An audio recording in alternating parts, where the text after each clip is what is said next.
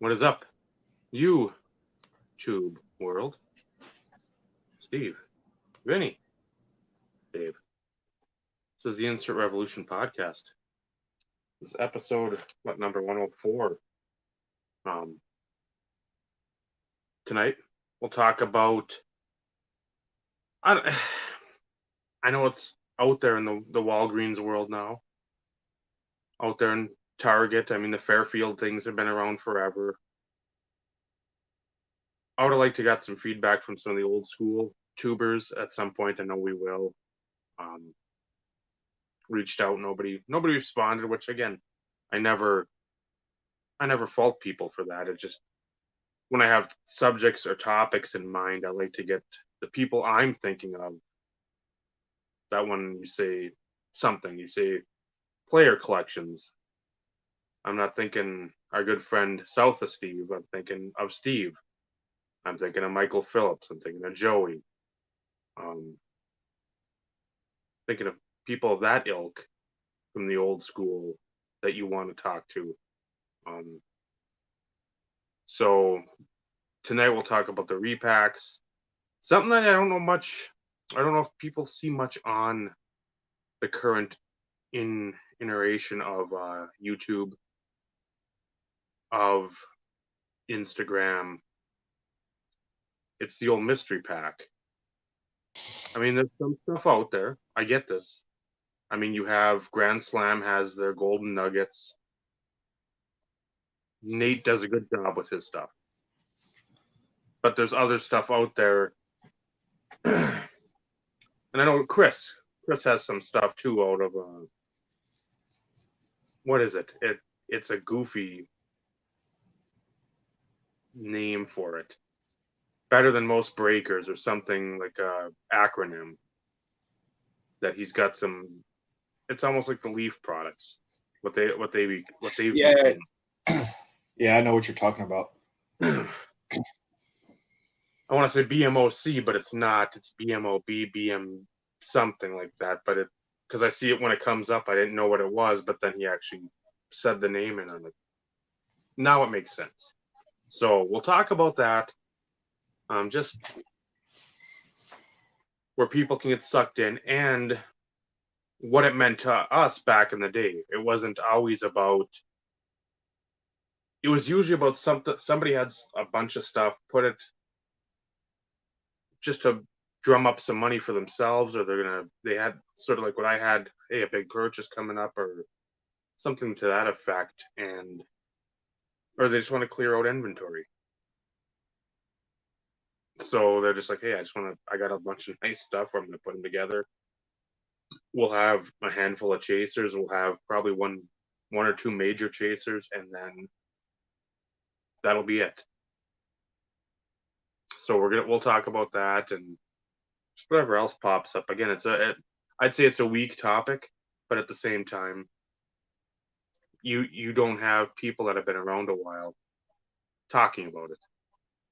Because people are always wanting to make that dollar off the unsuspecting customer. And if you show 2 or 3 cards, oh man, people are gonna buy in because they might have a chance at a, I don't know, Miguel Cabrera auto or something of that sort. So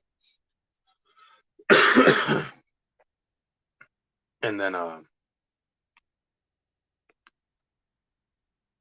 I'd say great minds think alike, but again, yeah, the difference is you went one, I went the other.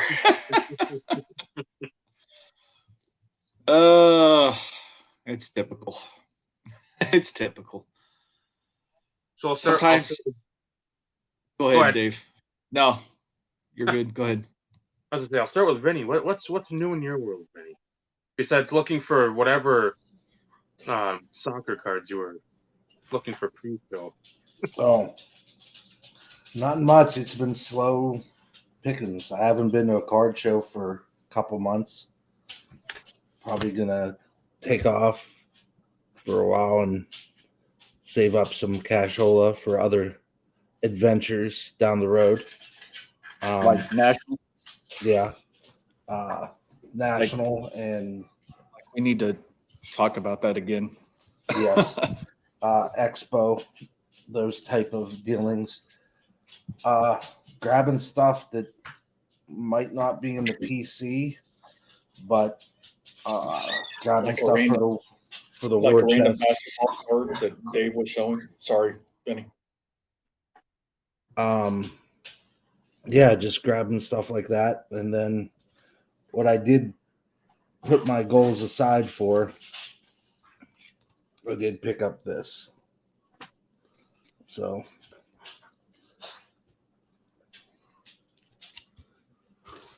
I wanted something in the tux. I can't believe I won it. I didn't believe what it went for, but it's a decent example. Crisp corners is what I like. The centering could be off because of how the card's set up. Mm-hmm. You know, if it's a good setup on the card, you're good to go. Shut up, Benny. Setup is key. Yep, setup is key. Shut up, Dave. It looked pretty decent. It's a little dark. I don't know if it was.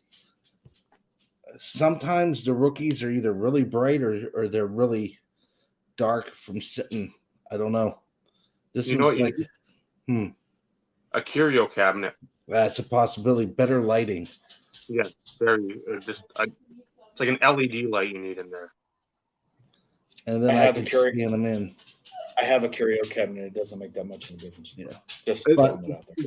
It's your setup, Steve. That's what's missing. Touche. So pick that up for went some of the goals for the year, but I think it's well worth it to have this. And I'm glad you agree, Ghost. But top to bottom's pretty good, and left to right's not bad. Pretty good example.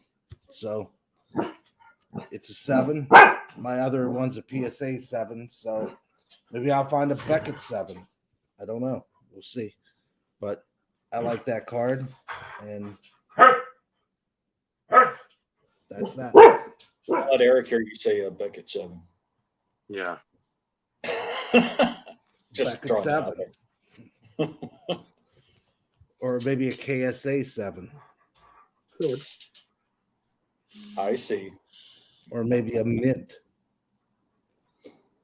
I see. Is your homework done? They said, "Is your homework done?" And that would be her retracting. So Yeah, Bob exactly. retract to go do it.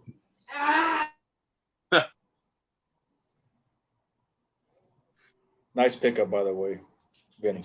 Thank you. So that was a good one. So the question is, though, what goals did you suppress, so to speak, in order to? The Pirates rookie, which I got a couple of them. The Red Wings rookie, 12 of those. So I kind of skipped that.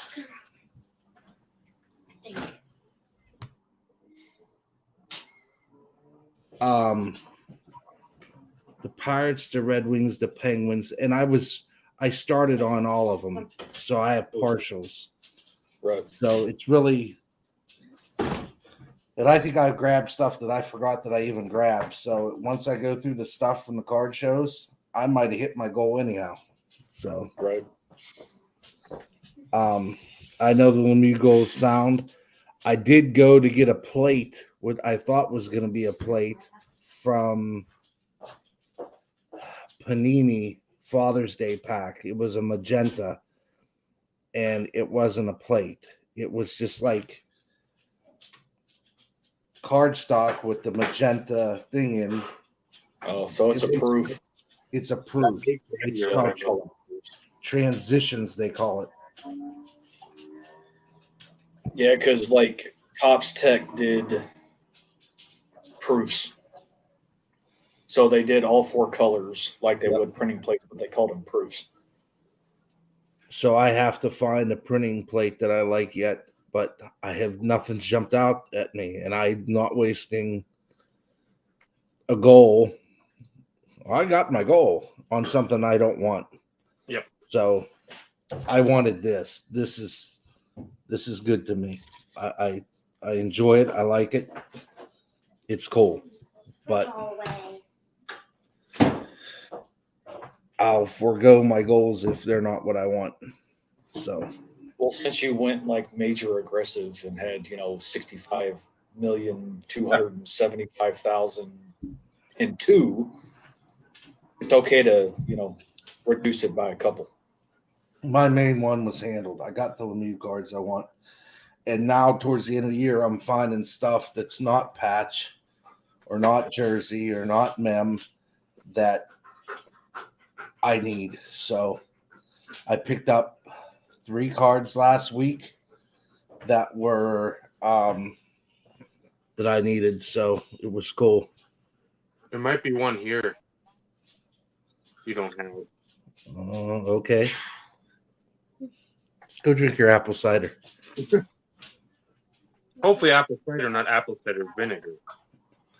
Apple cider. Of course, Vinny, you may have to wait until this time, 2025, to see it. Yeah. Is this? Well, I'm sure they'll come in an appropriate time. Dave knows I like to give him crap. He hates to ship stuff. He hates to go to the post office to ship anything. It's a given. He hates it. That's one reason I didn't like selling cards either, because it's just like I'm at the post office, which I don't mind, and there's Steve. Hello, Steve. Good day. What's going on, Steve? Eric, you already missed the first hockey card. You're late. Yeah, I showed a Beckett VHS graded Wayne Gretzky insert from like the great one 88 VHS that came out. So it's rated 7.3 on the tag system, so for the scale. So Vinny, I guess you can show your Lemieux one more time. here you are, Eric. You get nice. I found it in the trash in Massachusetts. I had it graded. I'd have had it done in BGS, but it might have hurt somebody's feelings.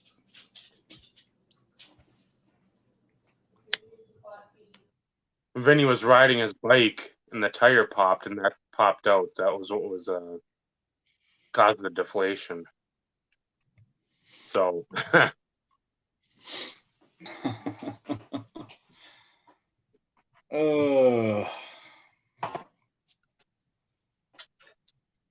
So Vinny at least got something good.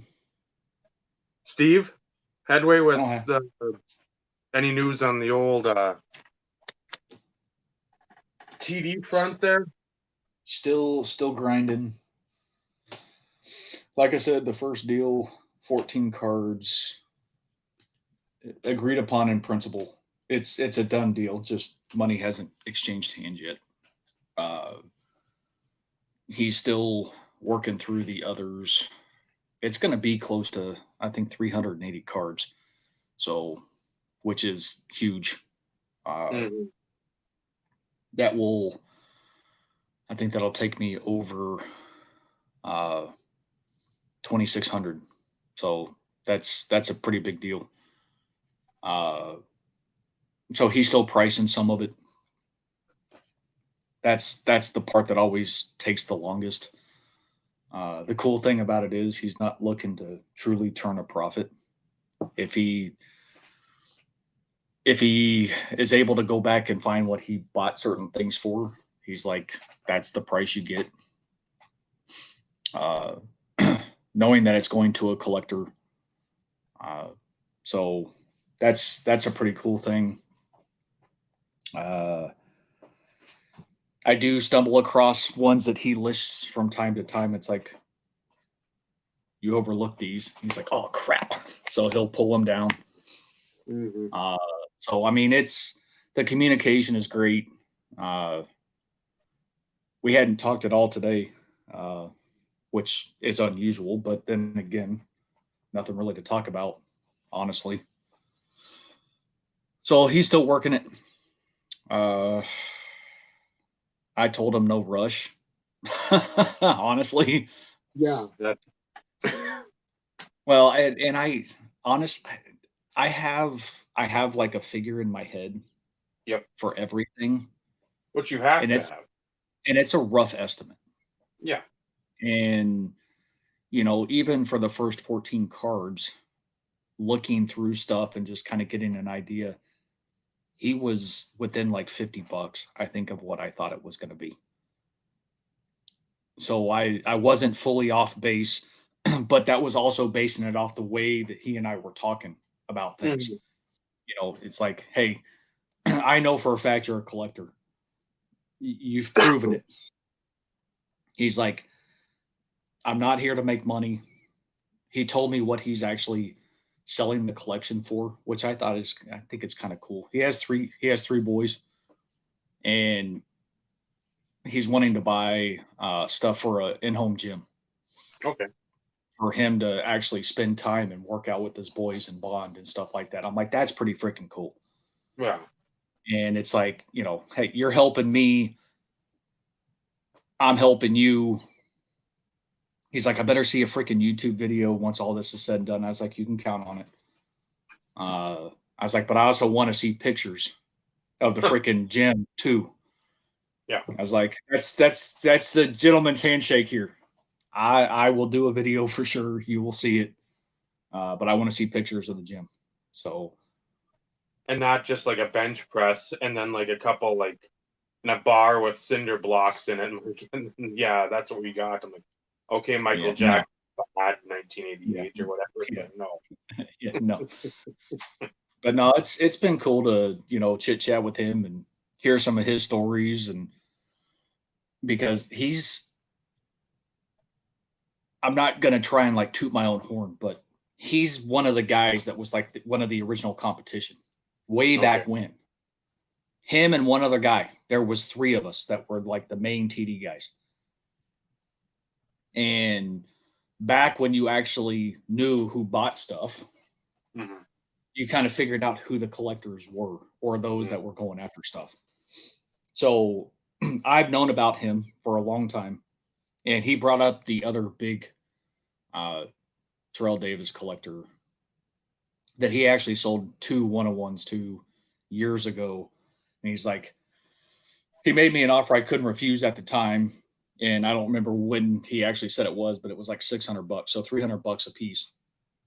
And he jumped on it, and he's like, I wonder what they would have gone for now. And I'm like, probably double, Yeah. because At one of least. them was a showcase, Mm. a flare showcase, masterpiece, and then the 98 SPX finite spectrum.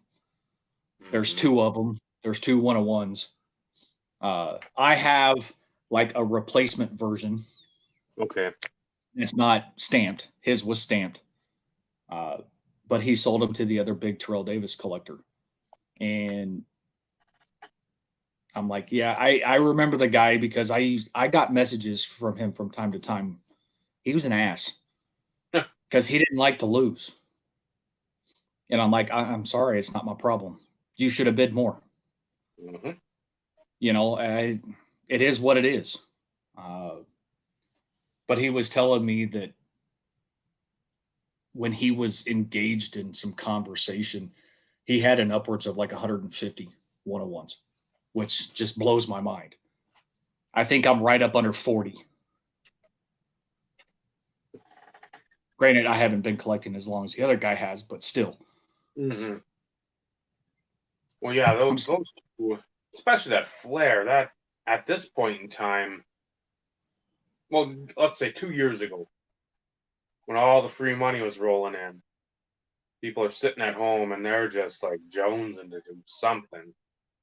I would say, yeah, if that would be a four-figure card, a common oh, card as oh, without a doubt, or right close to it, $8,000-9,000 easy. yeah. And he's told me now like four different times as we've been talking via text. He's like, "Man, I'm still pissed off that I sold that PMG 8.5 to the one guy who swore up and down he was a collector and then turned around and sold them." I'm like, dude, it's all good. I I appreciate it. I appreciate the sentiment, but in this day and age right now, people suck. Yep. they're going to do anything and say anything Yeah. to try and get something in order to potentially flip it for a buck. This is why I try and avoid having conversations with eBay sellers when they have multiple Terrell Davis cards, because Yes. I feel like I have to prove in multiple ways that I am in fact a collector, that these cards aren't going anywhere. I mean, I even took it upon myself. I sent him a picture of one of the cards I bought from him a few years ago. Well, back in 2016, when he was originally looking to move the collection. I was Mhm. like, I still have it. And I took a picture of it in my hand. And he's like, no, dude. He's like, it's cool, man. I believe you. And I've sent him other pictures here and there of some other cards. And he's like, man, that's some nice stuff. He's like, this one's great. And he's like, man, they're all nice. So he knows. And the cool thing about it is he's not in any hurry either. He's like, I know we may have to do this in maybe 2 or 3 deals. He's like, dude, I don't want to put you in freaking put you in bankruptcy over some cards. He's like, I get it. Just We're having open new credit cards, new credit cards. Just do it. He's like, we're having this. No, we're having this conversation. We'll make this work. We'll get it finished, and when we get it finished and it's all said and done, we're good. He's like, I'm not in any hurry. So that's where we are from that front, which is why, of course, there isn't anything else. I did bid on one thing the other day and I lost. Oh well. It is what it is. Now, to that point, you being more organized than Vinny or I, when it comes to your PC or your main PC checklist, have you gotten a list from him Yes. of what he's got, and have you somehow notated on your spreadsheet, like, hey, this is something, so if it comes up that I'm not like, oh shit, because again, 380 cards, something could get lost in the wash. I bounce it off of both. So Okay. he sent me the checklist. Okay. Because he highlighted, because I sent him just the needs. So that's all he got was just the needs. Outside of 2015 through the current, I just pulled all of them together, which included some that were needs and some that were cards that I had. And I was like, look, I haven't updated the checklist in a long time. If it's highlighted in red, I have it. If you don't see it listed, then it's going to be a need. Mm-hmm. So take that into consideration. So everything through 2014 is highlighted, except for the few cards that I stumbled across that he had listed inadvertently. And then there are subsequent lists within the text messages as far as other cards are concerned. So I bounced off of both lists before I even tried to do anything. No, you know me better than that. I don't want freaking dupes. Mm-hmm.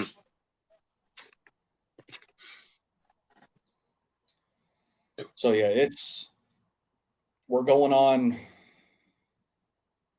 I guess, a week of talking back and forth. And at least the deal with the 14 cards happened pretty quick. But like I said, it's agreed upon in principle.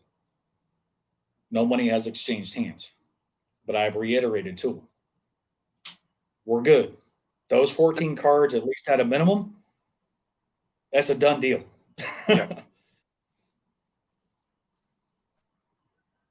So, like I said, now he's just working on the other one, 360 something. And there's some nice ones. Serial number to 100 and lower on some of them. There's some nice stuff. Some real nice stuff. So this will be a big boost. Huge boost. Well, and that's going to be the thing. It's like not only a boost for the collection, just to like raise it up another couple levels. It's like, this feels good. To find somebody, you never want to see your competition bow out, because again, that's fun, but at the same time, you want to have cards. It's that balance, especially if it's somebody that's decent. It's a dickhead or douchebag. You don't want to. It's like, fuck you. Go play in a fucking tar pit. Well, But that's when you connect, and it's like, we can go back and forth, and then it's not just I know you as a username anymore, or a perceived number for feedback. Like, I know where you're at 4,700 or something. It's like, I know you're within 100 of that. If let's say if I've been doing the Terrell Davis thing, whatever his feedback is, it's like, I know he's in there. So it's not just that outer layer. It's like, okay, now he's doing this for family. He's doing this to build the bond between him and his sons, and I presume they play sports of some sort. Because again, if you're not just working out to like pose that's out, that's an assumption. I mean, they're like 16, 14, and 12 or something. I mean, he's even told me their ages. So I can only assume it's sports. We haven't like truly dug in and started, talking personal stuff. But at least, okay, fire truck, that's enough with the horn. Uh, it's still cool that the reason why he felt it was time to do this was because of that, because they're getting older, and he wants to be able to do his best and work out and form bonds and have talks and all that other kind of stuff.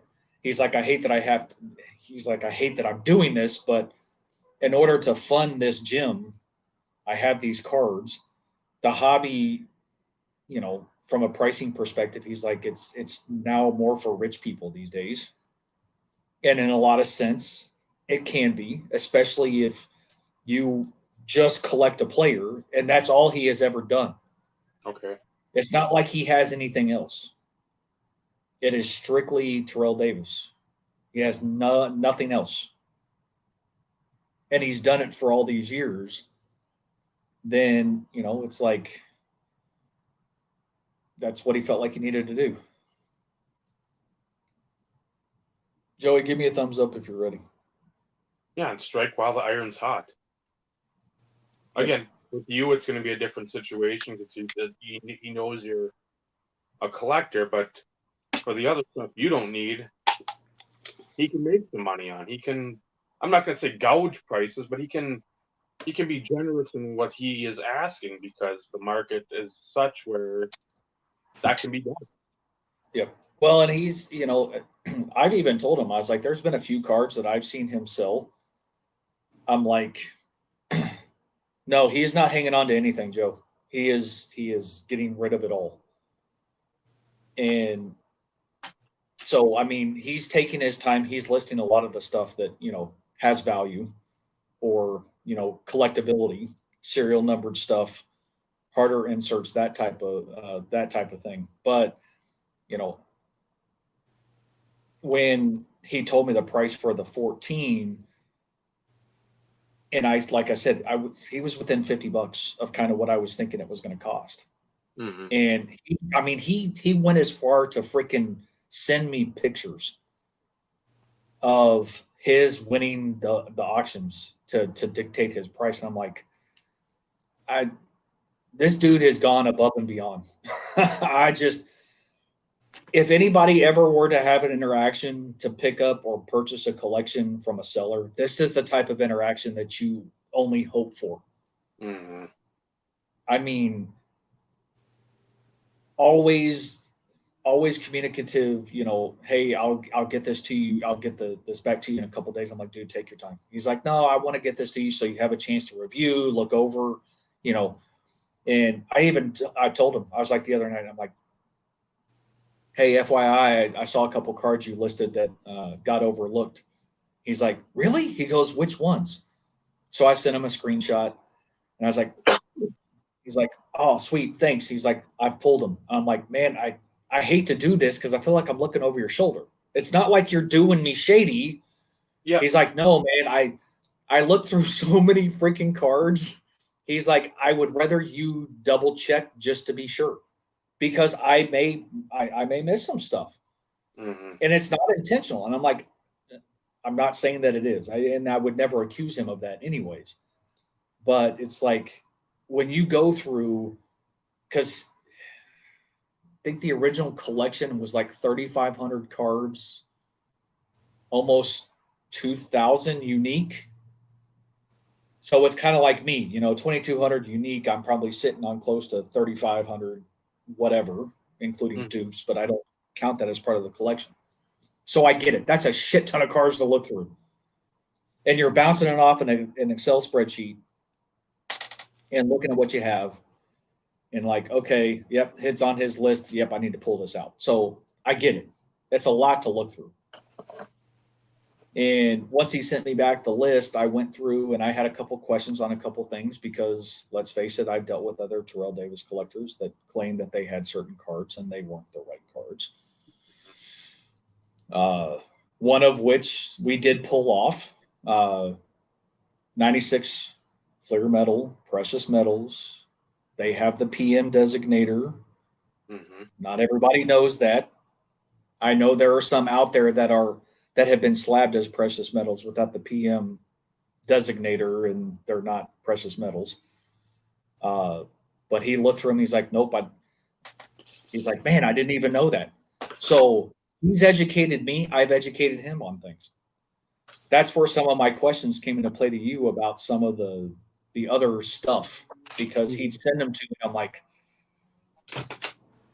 I'm not quite sure, but I know somebody who may have some information about him. So that's when I was interacting and sending text messages to you to kind of see what you may know about him. It's like the Joey Numbers situation. You got a guy. I got a guy. I got a guy. But no, it's been cool to chit chat and talk cards, and so Mario. Before we go any, so Mario, and this is surprising. I actually remember the name after last week because I usually suck at that. Uh, I did subscribe to his YouTube channel because I went and hunted him up, hoping it's the same one. Should be. Hey, Mike.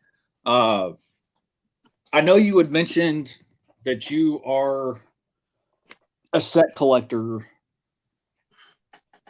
as well last week. Not specifically sure. I haven't watched any of your videos yet. I apologize. I will get to some of them.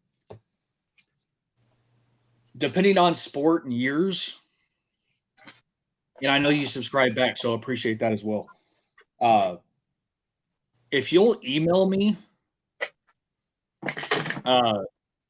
or better yet, if you can get in contact with me on Instagram, it's probably the easiest way. That is, if you have an Instagram account. If you don't, I don't care. I'll give you my email address. I'll put it in the chat here. But if you're working on any sets or anything along those lines, let me know. Because I have a shit ton of stuff because I've opened a ton of product over the years. I may or may not be able to help you. So just wanted to throw that out there. And with that, how's it going, Joey? All right. How was the game?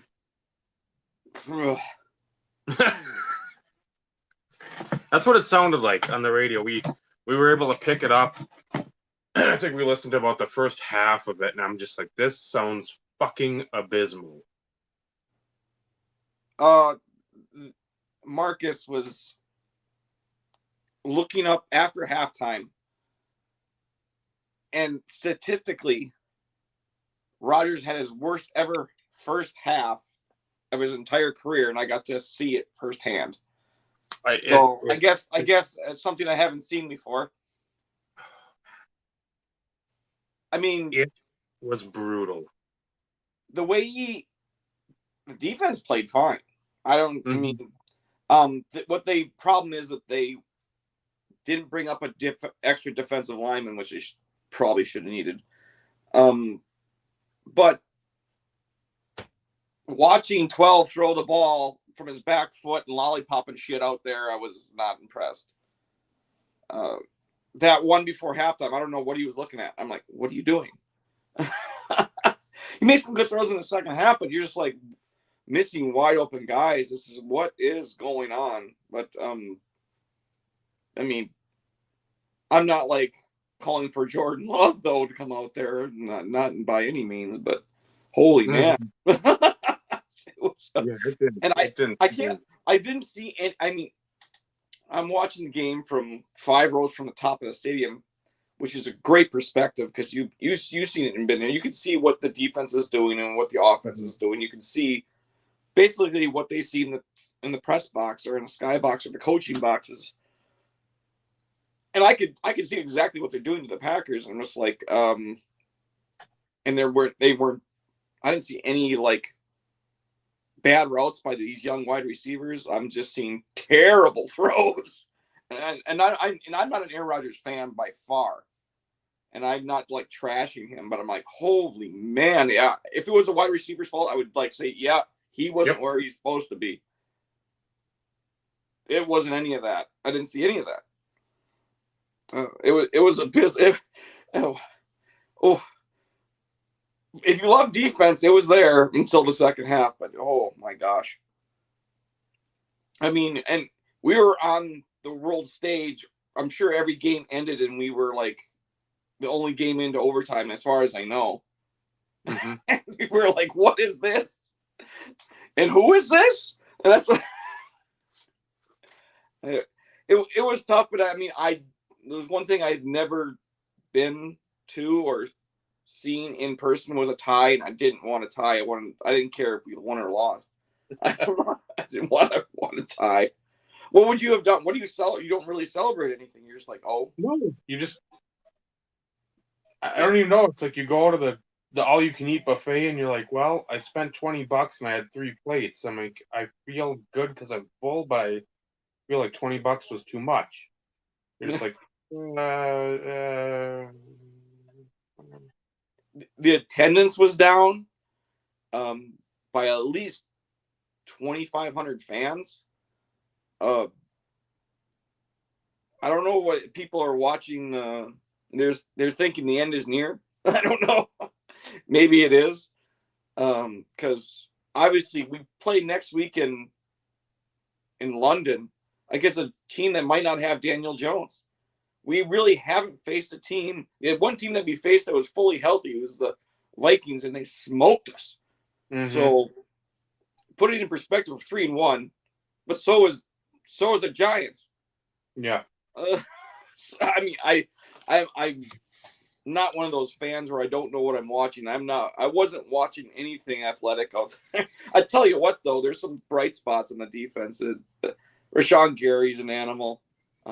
Kenny Clark is amazing. You could tell when he wasn't on the field, when he was like getting rotated out, those 3-yard runs turned into 12-yard runs. It was just, that's how much impact he has. But the Giants lost to Cooper Rush. Rush he hasn't lost a game yet this year. But I'm just throwing it out there. Don't buy into the hype train, everybody. He's okay. He's okay. Just let him make a mistake, and then I have a feeling you're going to see shit roll downhill real fast. He hasn't made mistakes. He's been smart. I think it's going to be one of those in which if one mistake happens, I think you're going to see it steamroll. Honestly, that's my opinion, but he's been great under pressure so far, but he hasn't made mistakes. But let stuff pile up, and I think you're going to see a different demeanor. Well, the Dallas offensive line, give me that 3 times over. I mean, I could play a snap or two with a quarterback for that offensive line. Ours I thought was going to be good, but oh man, I've seen a lot of errors in the offensive line. But it is what it is. I mean, it's not like we can't do better. but a lot of it rides on 12, and that's the way every team is. Their quarterback is the most important player on the field, and it's tough to watch when an MVP is just winging it on his back foot and just this. If you watch Rodgers' throwing motion throughout his career, it's changed almost every couple of years, and now it's really lazy. It's back foot throws, and he's done that before. He gets into bad ways of throwing. There's no step.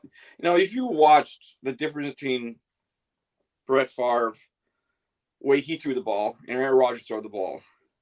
Brett Favre had a cannon. He just whipped it in there no matter what. He stepped into everything. Yeah. They called him the gunslinger for a reason. Didn't matter if the guy's there or not. But Aaron Rodgers is more cerebral, but he has the ability to throw a rocket ball, and he just I haven't seen it in such a long time. Stepping into a throw. Can't remember the last time I seen him do it. And when he did, he had Jordy Nelson. And it was the year that they just lit up the scoreboard like it was a video game. Yeah, but that's been a while. It's been a while. It is what it is, though. I mean, we walked out there with a win, but oh man, it turned like I thought I was going to be home by the time the game ended. When I was like, oh my goodness, and Marcus had to stay, and he lives in Illinois. Yeah. Oh, he didn't get home till 1 a.m. because it's a Milwaukee ticket game. So most of the people that own the tickets are from the old Milwaukee County Stadium. So everyone, I would say 3/4 of the people head south back to Milwaukee. I'm glad. As soon as I hit the highway, I have no traffic. It just takes me 25 minutes to get to the highway. I go north, and I'm like, I feel like there's like 8 cars around me, and that's about it. Yeah, if you're going south, you're going to Appleton, Milwaukee, Fond du Lac, Oshkosh, wherever. You're hitting. It took us forever last year to get back. We were just sitting there, and it's just like, which again, I expected. The Metrodome was the same way. It's like you put 60,000 people in downtown Minneapolis. You don't have room for that many, and then trying to get out of parking garages, out of parking lots. I expect to at least spend a half hour there, but it was like about 45 minutes, and I think we had gone about 20 miles, and I'm like, this is getting ridiculous. Somebody fucking push the gas and let's go. I don't know what the hell's going on, but yeah, you go north. I mean, it's just like nobody. No, I think it took Marcus 2 hours to get out of Green Bay. Literally 2 hours. But people are learning from Milwaukee. There's one more exit south if you head up north. So people are learning through the last 20 years. So I have a little more traffic than when they first started playing in Green Bay for all the games. But there's one exit you can hit south. So some smart people head with me, and they just veer off like a 1 mile after I get on the highway, and they go back south again. Mm-hmm. So, I mean, there are some smart people out there. But I told Marcus, you should go this way. He's like, no, I'm going to take, there's 170. And no way. I'm like, 40, you're gambling. 41, whatever it is, 44, 41. Or 41, but there's a way he takes to get to an exit. I'm like, because you can never go down Lombardi. You're never going to make it. No. You might as well just get a tent and just stay there because you're not going anywhere. Even though you can see the highway from the stadium, it'll literally take you 5 hours to get to it. Yeah. So in Green Bay, it's not made for that kind of volume because you're thinking, well, there's 77,000 people in the stadium. The population in Green Bay now is probably a little bit more. It's going to be 110, 120,000 people for the population of Green Bay. So it's not made for traffic. Mm-hmm. Not like that. No, not at all. But I mean, as far as game-wise, just the experience, I loved every second of it as far as that goes. I was told people watching at home, they says, you Milwaukee ticket fans, you guys don't cheer enough. And I said to her, do you hear my voice? It's completely gone. This is Monday. It's not me, but the fan base is older now. I see a lot of people have had tickets for quite a while. Mm. I'm probably I am definitely one of the youngest in my section. So there's very few. I don't remember, Dave, the same people sit in front of me. There's the four people that sat in front. They left at the end of the third quarter at a tie game. Just left. Never ever seen that in my life. Tie game going into the fourth quarter. I'm going home. Old people like to beat the traffic. Joey, old people like to beat the traffic. But these people have never left before like that. And I've known them for how many years now? 13 years. They just said, we're going. Maybe they had to be. I literally did what? You couldn't, wild horses couldn't drag me out of that stadium at a tie game going into the fourth quarter. No. There would have to be my mom would call and say, well, something, I got to go to the hospital. I'm like, Mom, you're going to have to wait. That's the way I am. Not literally, but you get the idea. So now Mario, I'm complaining about the game, but we win. And so I hate that about, and I complain about that to other fans. Like, I don't care how we win. It's if we win. And here I am complaining about being that person that I don't enjoy to talk to, because in the long run, it's still a W. It doesn't hamper our chances to going to the Super Bowl again, which is the ultimate goal. So, Mario asked, is Green Bay's population around 120? I would say so. Maybe more now because it's a booming city. Because the only reason why it is that much as it is because the Packers are there. 1,000. If the Packers were gone and they weren't there, say they had to move to Madison, I think Green Bay would cut itself in half in a few years. It wouldn't be relevant at all. They really don't do anything there. It's the biggest business there by far is the Green Bay Packers. They do everything for the community there. It's people's lives revolve around it there. Mm-hmm. People live as far as out of Green Bay, as far as up here, just to be close to it. There's many people that say, well, I don't want to live quite in Green Bay, but I want to live in one of the cities around Green Bay. It happens that, our population would take a few years span, but I think the whole area, if Green Bay Packers would move, say if they did a Baltimore and just left, it would dwindle everywhere. We would all be losing. And then wasn't it Baltimore or was it Indianapolis that just moved out in the middle of the night? Baltimore. Yeah, they just that was one of the most biggest controversies ever. There people are like, why are all these semi trucks moving stuff in the middle of the night? Oh, we're leaving. Yeah, that ESPN, what is it, the 60 or 30 for 30? I think there's one of those type of documentaries on that, and all these kids are like, oh, we're getting to be in we're helping the Baltimore Colts pack stuff up, and then they finally realize they're leaving because these are whatever 13, 14, 15, 16, 18-year-old kids, because I think they went to all the what was it, all the dorms or all the frat houses, and got people there and load them up, and they realize that, and then you go home and you're like, well, now I gotta, it's that bad feeling, you're dirty, you just helped your team move out of your town, and you turn on the news because they did it all night, obviously, because all the Mayflower or whatever trucks left, and it's you're seeing that and you're like, huh, that couldn't happen in today's day and age. People, word of mouth got there and people started showing up in the middle of the night. Yeah, but you would have riots going on. Yeah, if social media would have got a hold of any of that, it wouldn't have the secret's out in like 2 seconds nowadays. Back then you could get away with it. But people did start showing up in the middle of the night and saying, what's this all about? Mm-hmm. I mean, for the most part, not everyone is stupid.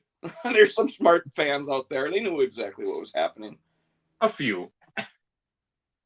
Yeah, because if you're reading the writing on the walls, this, and this, and I think it was at the old Memorial Stadium they played. It's like, at some point you need a new stadium. If you got the decrepit 30s, 40s stadium that's just falling apart, and the trough urinals, it's like we don't need a fucking masterpiece here, but at the same time, do something with what you got, and you're pinching pennies, and there's duct tape on pipes, and it's like, you think they're gonna be around?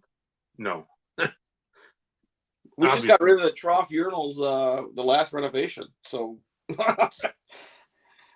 we're happy with that. We're civilized now. Now instead we're more civilized than the trough urinal. Now if it really gets busy in the bathroom, people just lean over the sink and piss in the sink.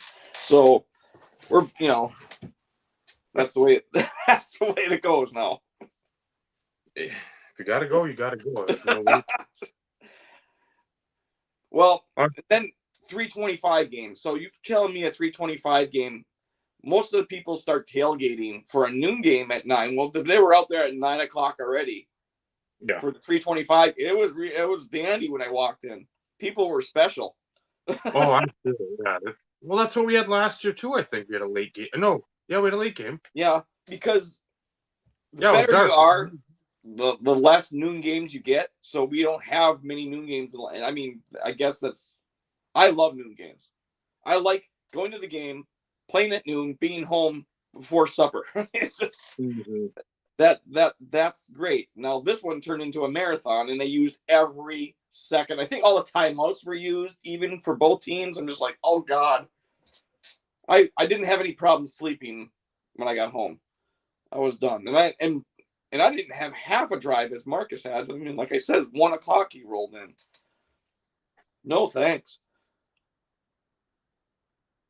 But I mean, I only go to one game a year, so I can manage. I thought Wrigley still had the troughs too. They do. They're proud of it too, I think. I was gonna say 11 years ago when I was there and they had it, and I'm just like, what a treat this is. I'm like, I love your stadium because it's nostalgic, one of those stadiums that you don't want to change it, but you can update the bathrooms.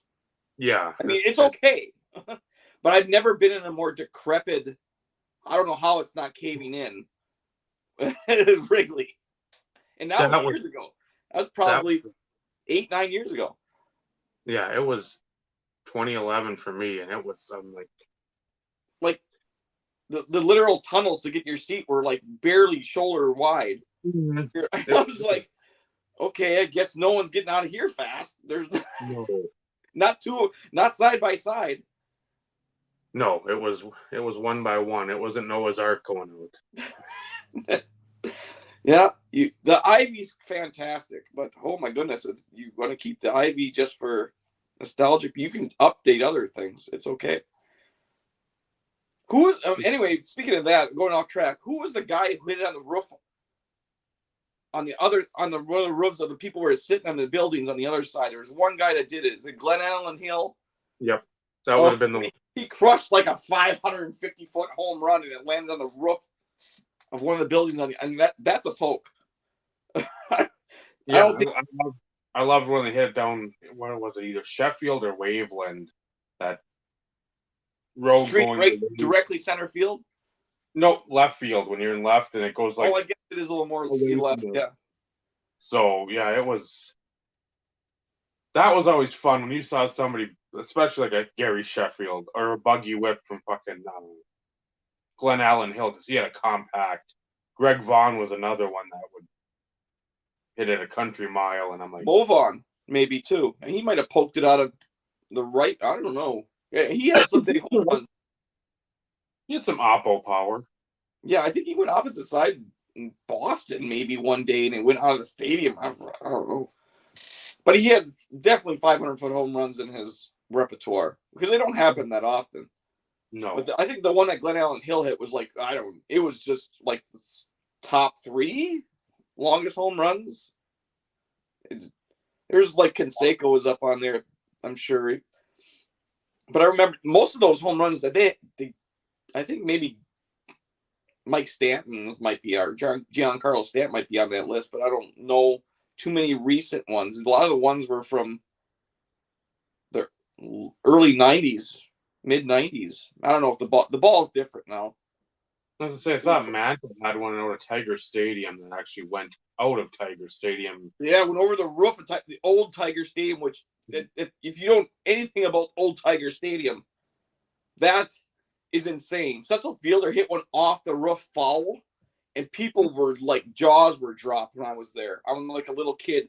He left field line, and it just barely went foul, but it bounced off the roof, and people were nuts. It was. I mean, Cecil Fielder had a poke. I don't know if he'd ever gotten like a top 10 list of longest home runs, but he could hit the ball. He might be on that list.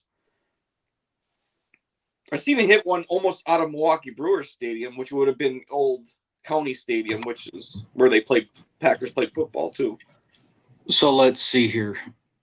In recent history, Giancarlo Stanton, 504. That's a poke. Nomar Mazara, 505. Really? That's surprising.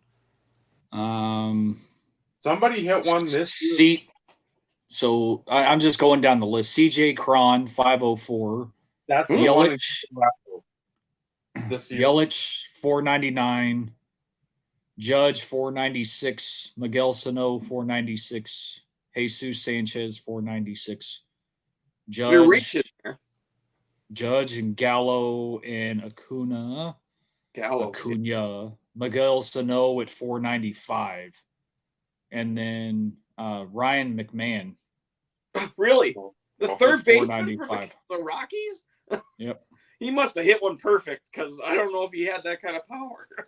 DJ Cron, I think it was, if you look that up, I think it was this year, he hit one, and they've got like sort of like Cincinnati. The Reds have that truck in like dead center. The Rockies one is beyond, because you'll have the bleachers or whatever. Then you can see where it's like a patio area, and then the concessions. That truck is behind the concessions, and that ball hit the truck. And I mean, you have the Rockies players are like, did it hit the truck? No way. I mean, he burned on it, and it's just like, oh. I love those because I always want to see some fan not paying attention. Oh, you missed that. I'd be devastated. Well, that's all right. You're in the game to watch the game, not look at your Snapchat. So if you get, I mean, it brings me no greater joy. If it's somebody that's actually watching and it's just you can't react in time, that sucks. If you're on your cell phone, where I've seen a lot of these people get saved because somebody else is paying attention, it shouldn't be. Let them get the bunk. Let them get a bump. I bring a glove. It's like the girl that was in, I think, Columbus for the Blue Jackets. You have the stick, it deflects up in there, and you just can't react. That's not a good situation. I don't find joy in that in any sense, but if you're sitting and you're trying to filter your fucking Instagram picture, I hope you get schmucked in the nose so you can't take a picture for a couple weeks. That's why you get along very well, because last time I was at Wrigley, it was like people were sitting at their kitchen table playing cards.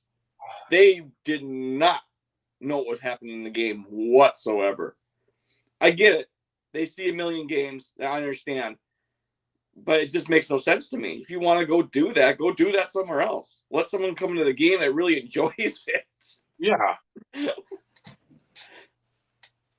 I'm not going to Daytona or Talladega to fucking play chess or checkers. Yeah. Guys just sitting on the infield like on an RV and not paying attention to the race. Just, like, oh.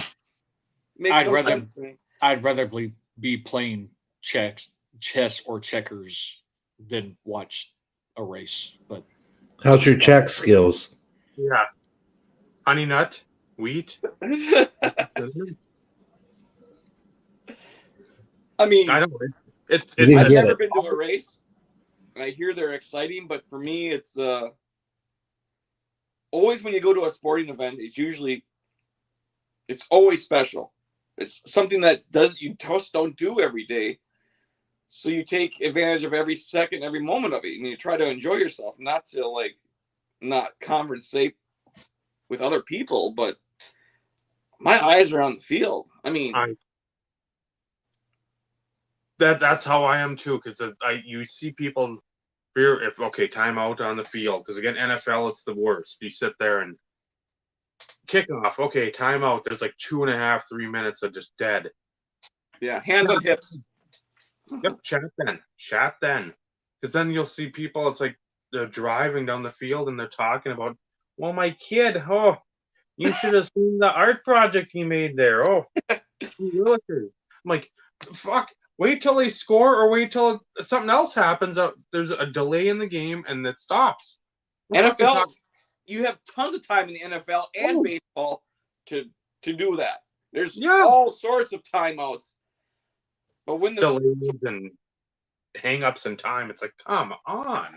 You pay X amount of dollars, and if I'm paying, just like at a wrestling event, I'm not turning my back to the ring to like, what's going on over in that section? Why are they making all that? No, I don't give a fuck. Neither do I. I don't care if someone's showing their titties. I'm fucking watching the ring. I paid for the ring. I want to see what's going on there. Oh, come on, Dave. Come on. I might somebody flashing some boobies. If someone's in the skybox above my seat flashing tits, I'm turning around for a second. Well, just again, I'm saying, let's say you're 4 rows away from like the ring, and it's upper deck. It's in the corner. Like, if I don't have binoculars, which I don't, if I'm 4 rows away, if I do, call me Mr. Magoo. But I mean, it's like, okay, that's great, but unless they're shown on the big screen, I'm not, and then they're not. So you're not. If it's 2 sections over, you're like, huh. Oh, back to wrestling. Did he put that tonight? I don't think that's a wardrobe malfunction, but I guess I'll take it. So, yeah, I haven't seen a whole lot of that. Honestly, I don't think I've ever seen anything like that happen in Green Bay. I mean, it's usually too damn cold, but you never know. Usually, no, you can't lift up a parka over a sweater, over a jersey, over a t-shirt. You can't lift up like 4 or 5 layers. It's like, hey, yeah, I've got a jersey on. Congrats. I see a fight in the skybox behind us. That was the last incident ever. In the 90s, I'd seen a lot of people so drunk they were laying in a snowbank, and they were just, you're like, are you dead? I'm not sure, but not in Green Bay. People just walking right on by. He's fine. Okay. Just give him a beer. He'll perk up in a little bit here. But yeah, as far as nutty fan stuff, like I said, the population of Lambeau Field is getting quite elderly. Because you got to think I just got my season ticket holder waiting list for general tickets. I think I'm like 40,000, and I've been on the list for like 20 some years.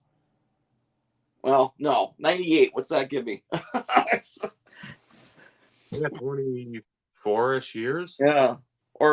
So I've been on that long, and I went from 68,000 down just a little over 40,000. And they put up 7,000 new seats in with a new section. Mm-hmm. So if you even get the tickets, you're probably in your 70s or 80s. Yeah. If that, because I won't see them in my lifetime. I'm guessing 3 generations from me, maybe. Mm-hmm. Or if a rogue country decides to bomb the stadium while it's full, I'll get in then. But that's it.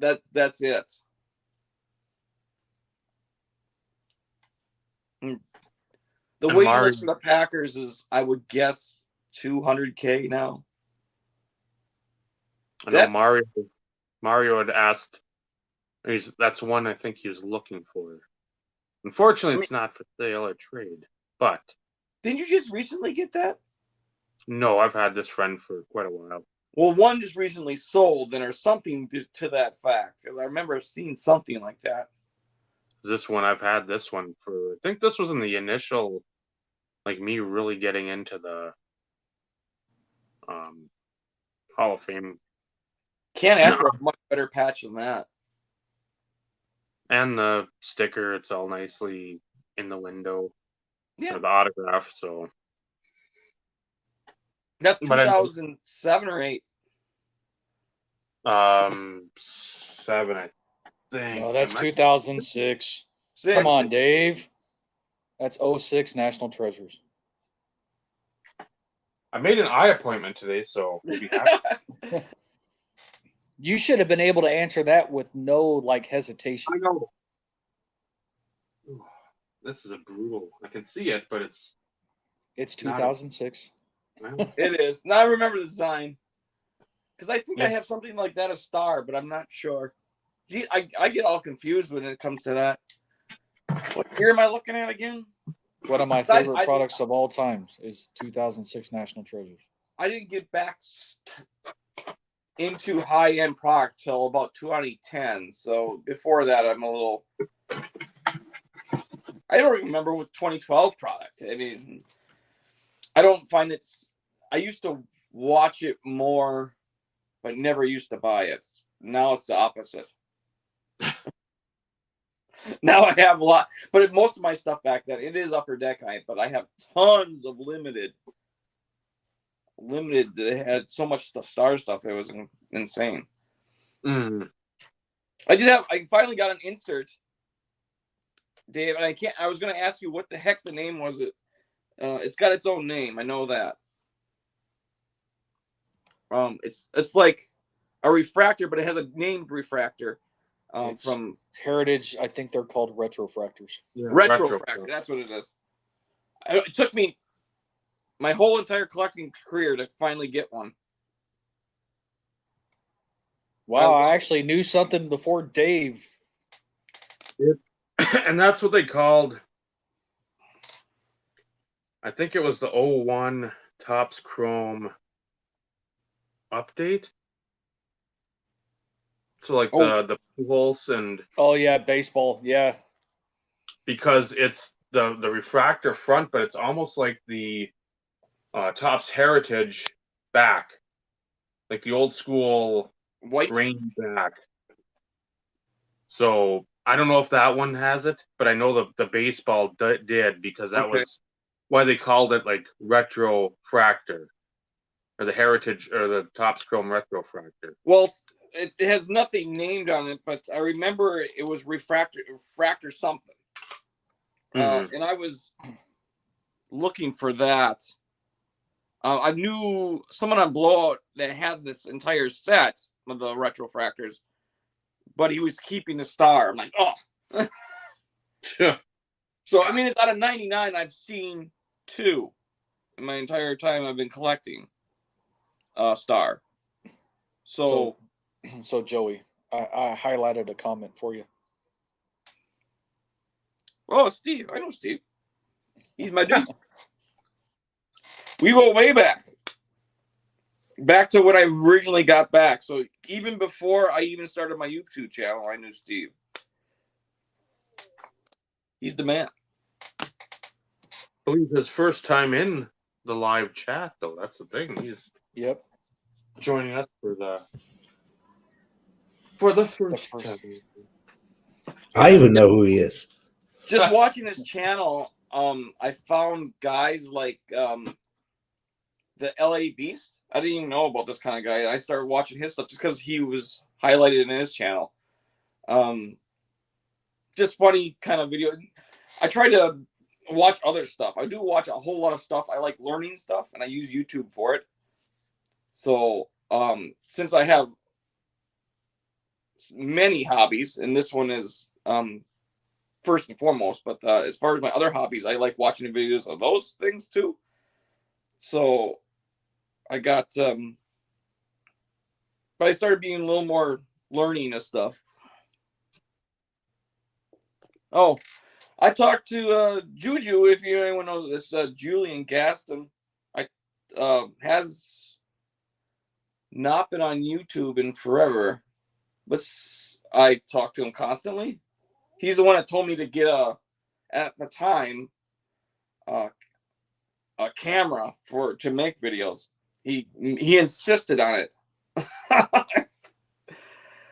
That's when we had blog TV though, and everyone was started showing their collections. Like I that's where 2010-ish is when I went in there. I found his room by accident. Mostly, and like it's a happy accident kind of stuff. That's what a lot of it was, though, Joey. What's that? That's what a lot of it was, though. You just stumbled across people, or you were hanging out somewhere, and it's like, oh yeah, I'm going to hang out at so and so, and then everybody would like go there. So you'd meet and find other people. It was that constant. You just always shifted places, and that's what made it so enjoyable back then. Because plus the messaging system was fantastic. Yes, you could be chatting with someone in a wholly different room, and they could tell you what was going on in that room. So you're like, maybe I should leave and go over there, or maybe I should stay here. But I remember breakers like the selfie. I used to hang out in that one, but I used to hang out in Julian's room. These are my people. I says, there was no drama, no animosity. Everyone was out. It was more at that time. It was more about giving than receiving anything. Absolutely. I loved. I got into a few razzes for stuff, mystery pack stuff through there. Not tons, but one of the biggest pulls I got from a mystery pack was a Joe Montana jersey auto from 2010 National Treasures, I think it was. Yeah, 2010. And I just gave it to Julian. And not knowing, and he's a big 49ers guy, and not knowing that he didn't even have one. Joe Montana auto at the time. I didn't have any Bart Starr back then. It was, at that time, that's expensive stuff to us. So I just sent him it because I got it for nothing, and he flipped. And I think that was one of my most enjoyable moments there, because I gave him something that he had not even thought about getting for himself. Right. But we spent on, that's what it was. We just spent money on each other, and you got what you're like, oh, okay. We loved razzing, and rest in peace, Carmine. But Carmine, we used to, that was, I think it was Monday nights. No, it can't have been during Mondays. I don't remember what day it was, but it was one night of the week. We just all got together in the blog room and just paid for each other's razzes. It was just the way it went. I won something that person wanted. It just was sent to that person. Yeah, you buy into a Raz for a few spots, or you 10 spot it and was like, just send it to so and so. Yeah. Or you buy two spots, and if you won, send it to so and so. But like you said, that's kind of the way that it was back in those days. And if you got something real nice,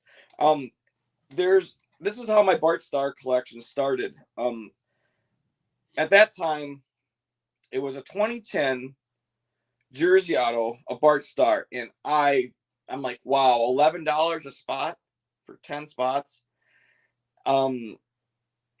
So I got one spot, and there's you guys that had multiple spots, and the guy didn't really even want to sell it at the time or put it out for Raz, but he just put it up, and I'm like, I have to try.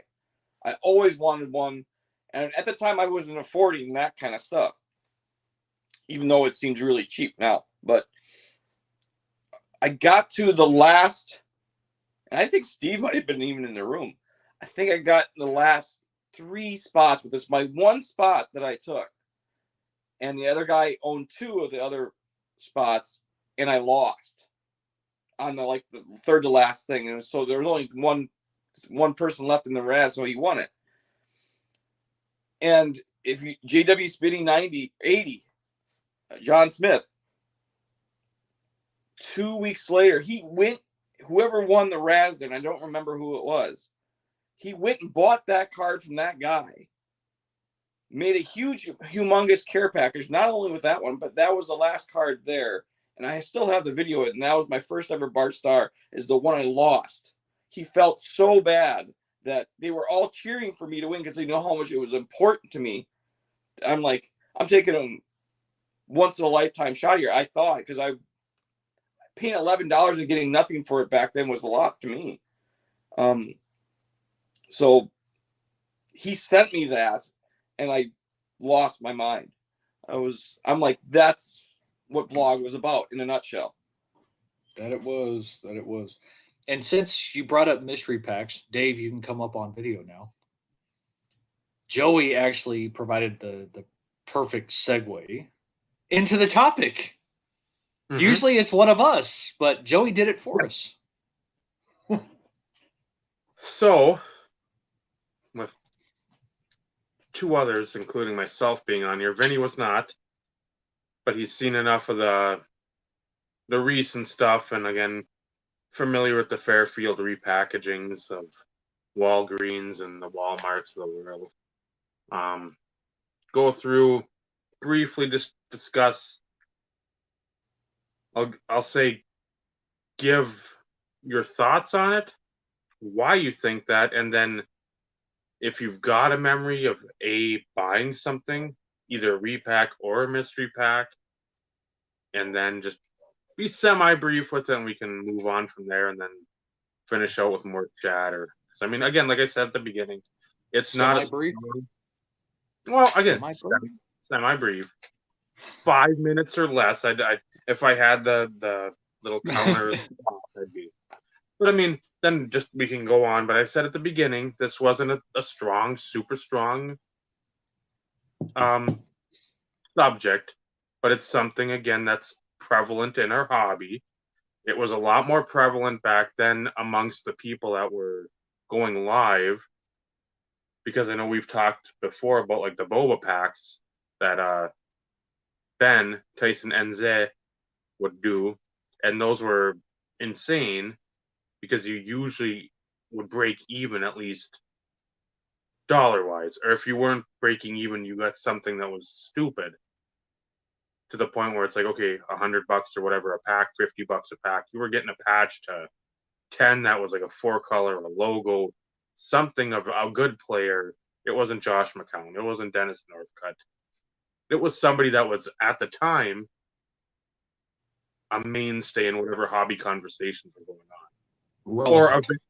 Or a vintage player that, hey, there's a Frank Robinson auto, there's a Eddie Murray auto, there might be, I won't be a Cal Ripken, but I mean, you'd have like just a grouping of players. It's like, okay, it's not your main hit, but you're still getting value.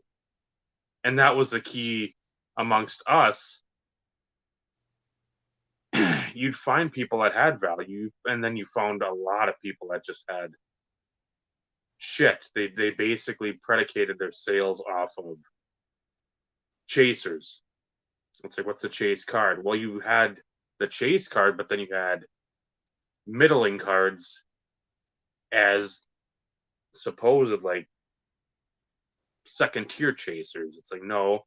When Ben would go on, about a half hour before, and if you didn't buy in already to the packs or whatever, it might be like 5 spots available.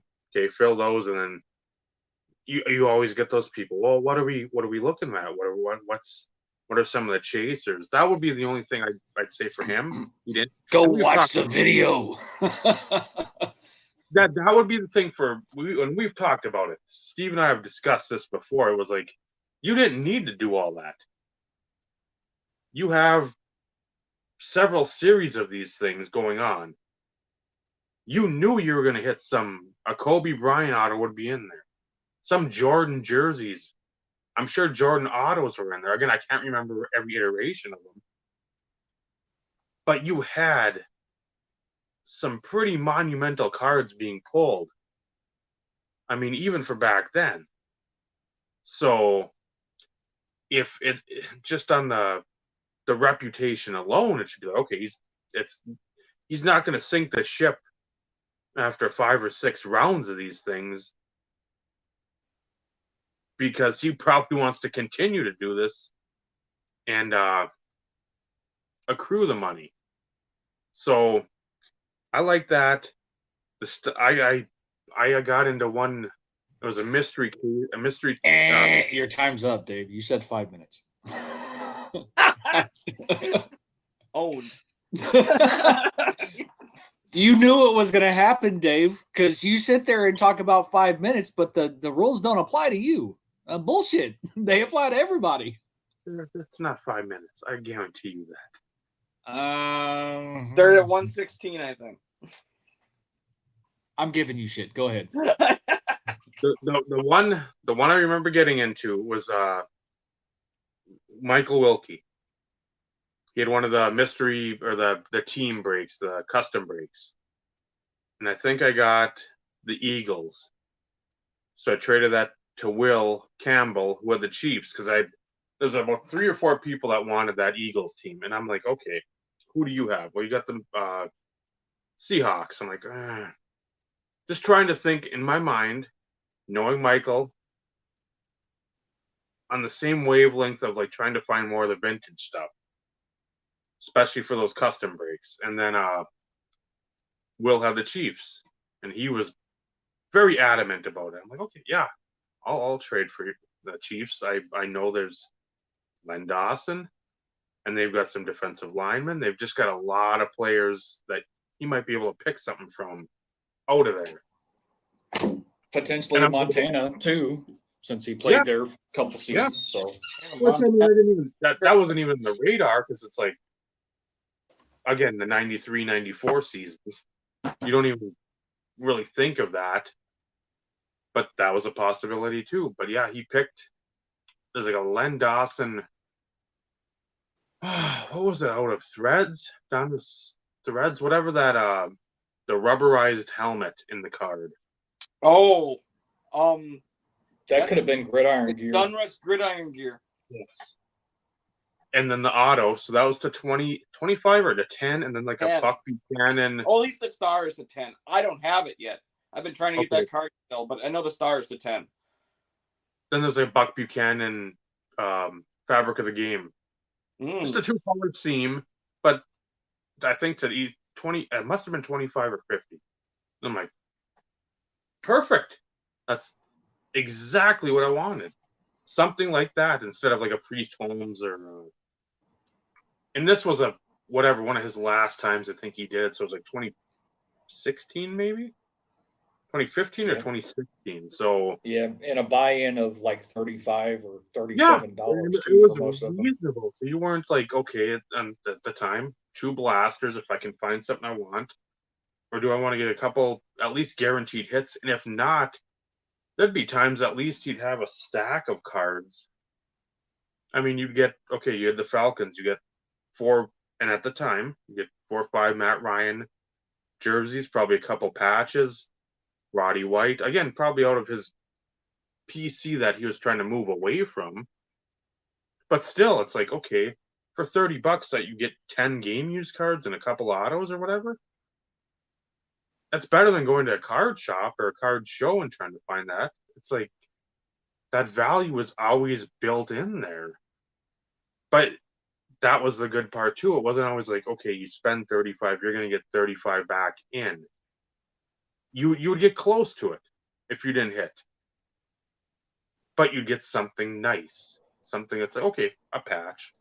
An RPA, maybe a Seneca Wallace that still has a little tread on the tire way back in the day. And it's like possibilities, the hope. Instead of, hey, this Bowman Chrome guy from 1998 never got past AA, and here's a Interstate Refractor 100. Wow, that's a fucking treat. Thank you. And most people focused on sell value, not book value. If you paid $40 for a pack whether it be custom break, mystery packs, or whatever it was, usually the expectation is that even at $40, you on the shitty side, you may get $25 in sell value. But what a lot of people fail to understand in a lot of those situations is that, yeah, you could have a run of 30 packs and you could have quote unquote 10 chasers that pay for the pack or then some. Mm-hmm. But you're going to have some that are partial duds. Yep. That's, this is the way that people made money if they bought a collection, for instance, that they bought a collection from somebody for X amount of money for what they didn't want to keep. They wanted to move the rest. That was a quick way to move it. Mm-hmm. But you weren't always going to get the quote unquote sell value in every pack. It's not a thing. It's no different than a card manufacturer, loading a product and, selling it for X amount and everybody expecting, the freaking world. It's not smart business. So a lot of people used to bitch about some of them because there were people out there that kind of did a bad job with them. And they found out real fast. They heard about it.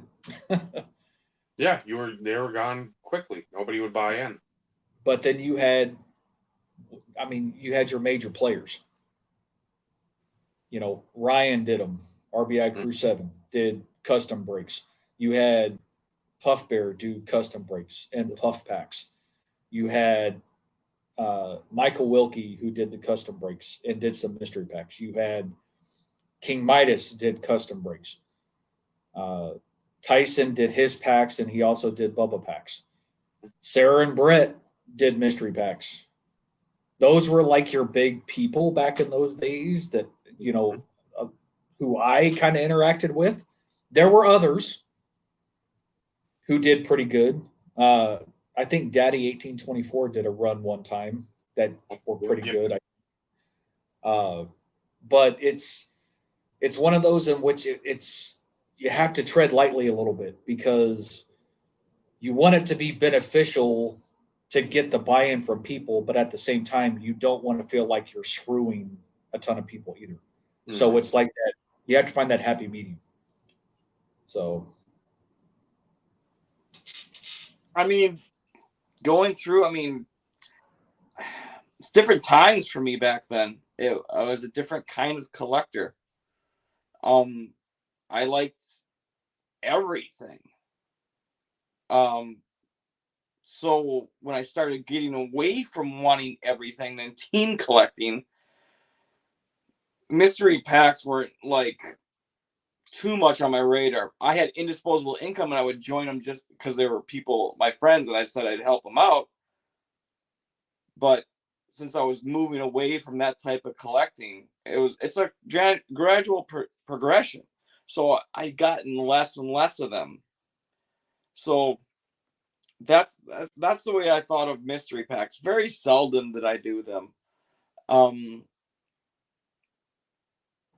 It was high risk, high reward. Accumulate stuff, and it was fun. So there was nothing wrong with an occasional timer here. But when I got into team collecting and then pack collecting, then specifying into team and Bart Star only, that kind of waned. I'm like, well, there was I remember this specific time, like 2014. I'm done with that kind of stuff. I got to save all the income that I have for one specific thing at the time, and it rolled into sets, Hall of Fame, kind of things I wanted to have a goal as. I was tired of having no-name player jersey cards. I didn't care for that. Unless it was my team. I was fine with it. But as far as like the Walmart Fairfield kind of stuff, I actually have a card in the other room. I did during the pandemic. What was it? one place had those. I can't remember, Walgreens maybe, and there was like 3 or 4 NFL boxes. At the time, I said, "Well, geez, I haven't opened anything for myself in forever." I went and opened like 3 or 4 of those, and there was college uniform as the main hobby pack of contenders. I think it was college contenders, and on one of them, I got an Aaron Rodgers cracked ice. So I mean, that was just 2 years ago, maybe. So I do them very seldomly, but for fun, not expecting really anything to come out of it. And at the time, you couldn't buy anything anyway. To have that in front of me, I'm like, oh, no, there's been no retail. I'll take a chance on this, and I got a card that was for me at the time. I'm like, well, great. Right. But mystery packs. Oh boy. At that time, I'd rather be in a group break. Did them both, but I loved group breaking back then, which was a kind of like a learning curve of that too, because like I group braked too much. Wasn't getting anything back most of the time, because that's what group breaking is. It is a gamble. So, and I it thought was a lot more affordable though back in those days. You could get into NT for like $40. I remember $40 or $50 in NT football. Yeah, Exquisite was like 40 to 50. Yeah. At that time, that was high end, $30 to $40, $50 for a team. A random team that.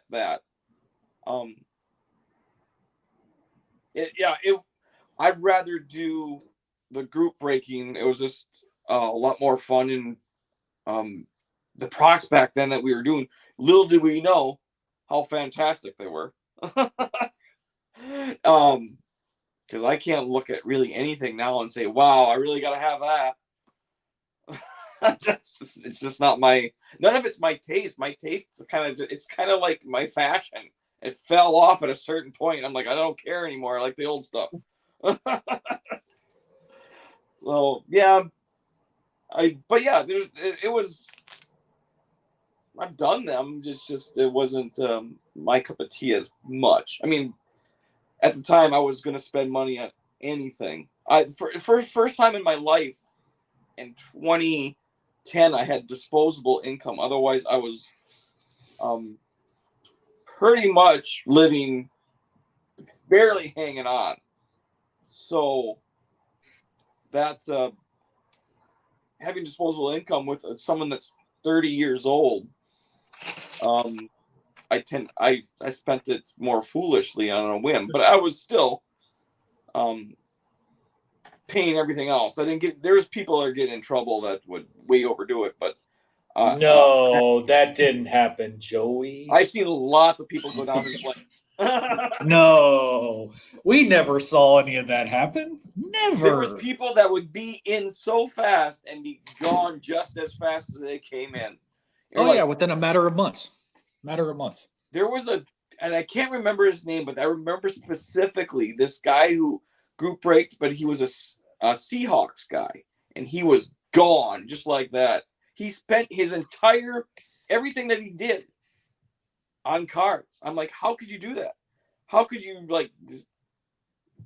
but that's some people's mindset. It's all about the gamble. It had nothing to do with the cards specifically. It was the gambling addiction that was a part of it. If you didn't separate yourself from that once in a while and check yourself, I could see people getting in trouble. It was easy to do, and it happened quite frequently. I still have all those Alex screens, Steve. I would say I still have at least 90% of what I got in there. That year it was Randall Cobb and Alex Green, saying draft year, or am I wrong there? No, I'm right. 2011. Yeah.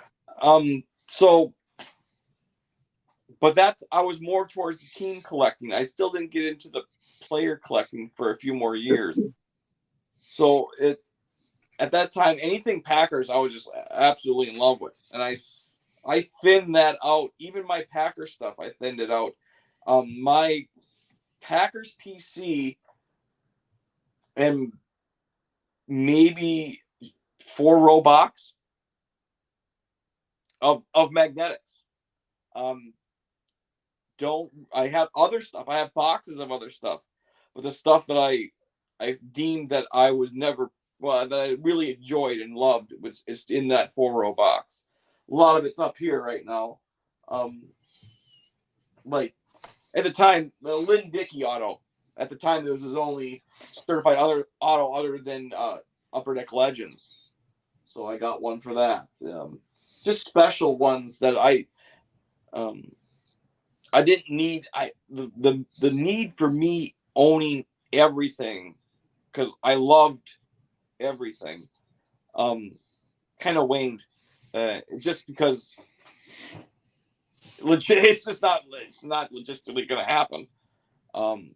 I love cards, but you also have to have some frame of mind where you don't go bonkers and lose everything you have over cardboard. I have a lot of money on sitting on these walls and in my boxes. Don't get me wrong, I spend money on it. But now I'm just into the higher end. Rarely do I buy a card that's less than $50 now, but that's the way the hobby is now for the most part. So I mean, it's I don't know. I think a lot of people took the same progression I did. You knew back.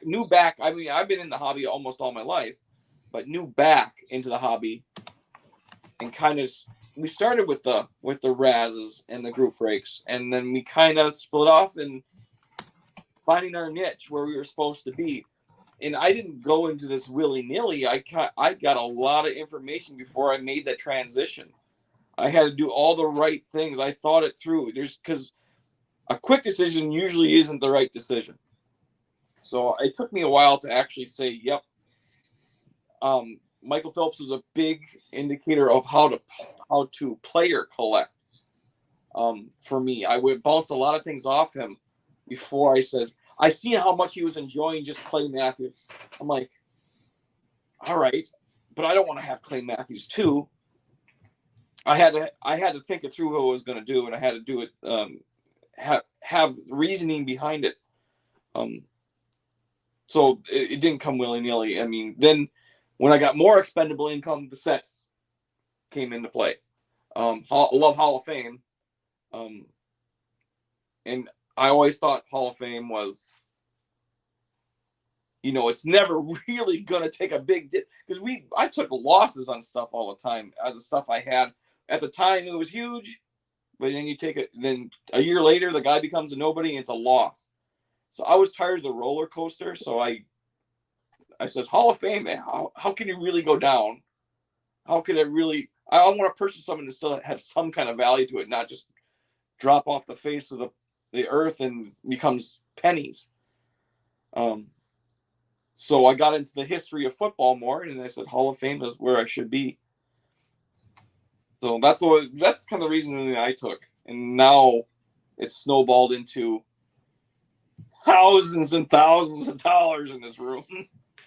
It happens. I don't know. I don't even know how Dave must walk into his card place, a storage unit, and just like this. No, the storage unit costs less than his card stuff. Dave's got warehouses. Well, the warehouse is. He might as well just buy the warehouse because I think he'll save money in the long run. Probably. So Vinny, your take on repacks, mystery packs, and I'll go even throw this out there because Ty brought it up, and I had mentioned that this technically should be included. All the new repack products though too. Mm-hmm. Whatever the hell, like the shit that Chris breaks all the damn time that comes out of the place in California or whatever the hell. Breakers Rose, doesn't they do a big repack thing too? They did, but I haven't seen their stuff for a while.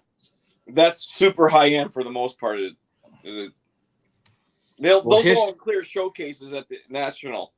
Breakers Row will come through and just buy everything. Well, there was History of Sport that did it one time, but there's that one shop in California that they repackage stuff all the time. But anyways, we could talk about that in more detail anyway at some point in time. But so Vinny, what's your take on the whole repack stuff? So and/or mystery packs? So picture this: Pennsylvania, circa 1990. It all started out with grab bags. So the brown paper bag, and they would stuff it full of packs. You get like 5 to 10 packs, depending on, how much you wanted to spend.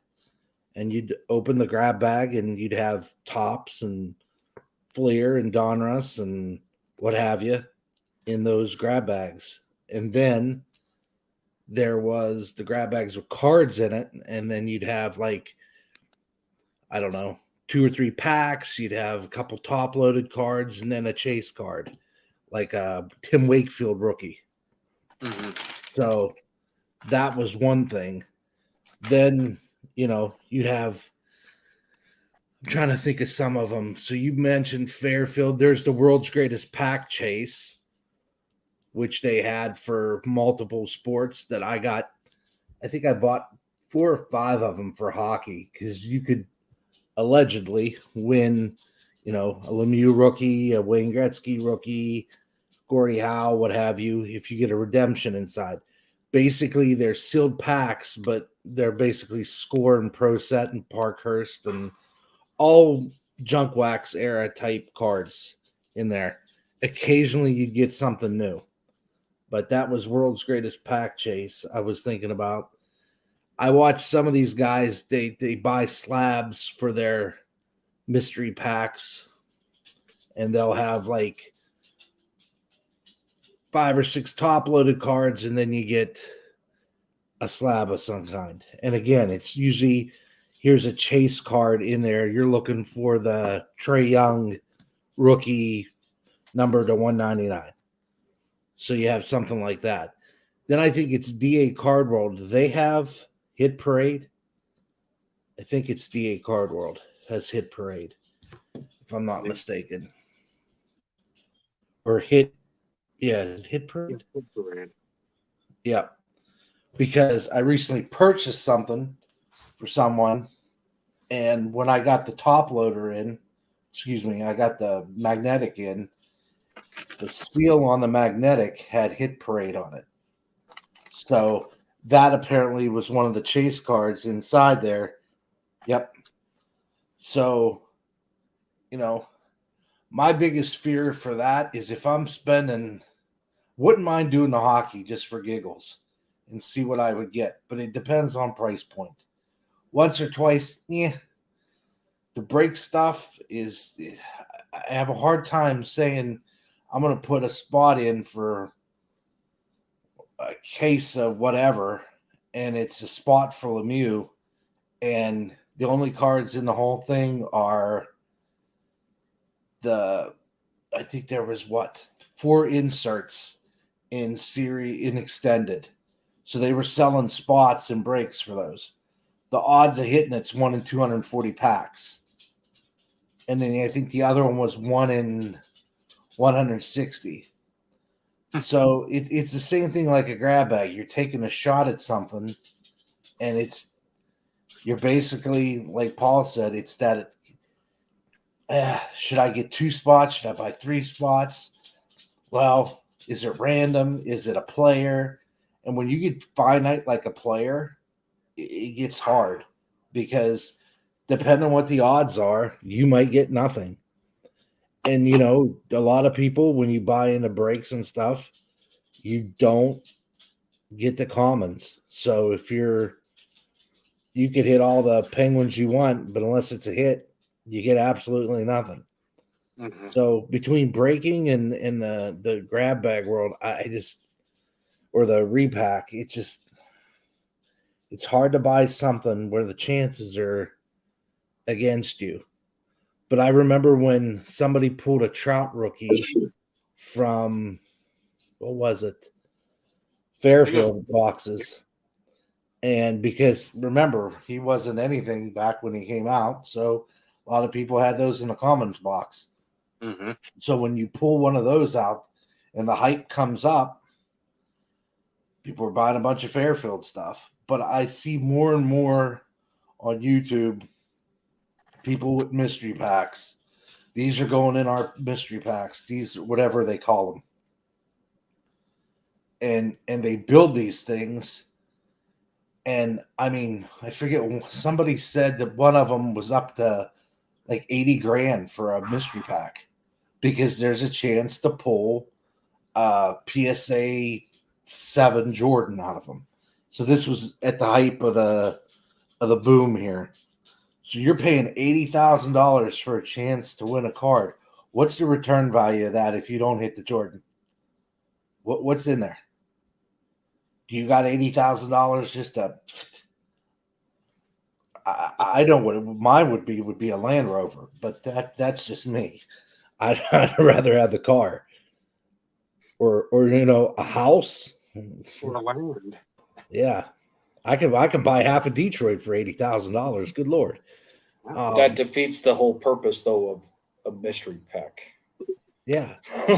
I mean, well, if the price point to buy in is $80,000 and the chance to get a Jordan 7 is the chaser, like how you many said, packs are there? What's the other stuff? Yeah. Because to me, if that's the chaser, and I don't care how many packs it is, then the buy price into said mystery pack should be way lower than the price of the Jordan. Yeah. So whoever did it has no idea what the hell they're doing. I can't remember if he said the Jordan was worth 80,000 or the packs were 80,000. So maybe the packs were less. Maybe you had 100 packs, divide that by 80,000. There's your price. But my point is, you're taking a lot of gambling there. That's $800 a pack, though. I mean, yeah.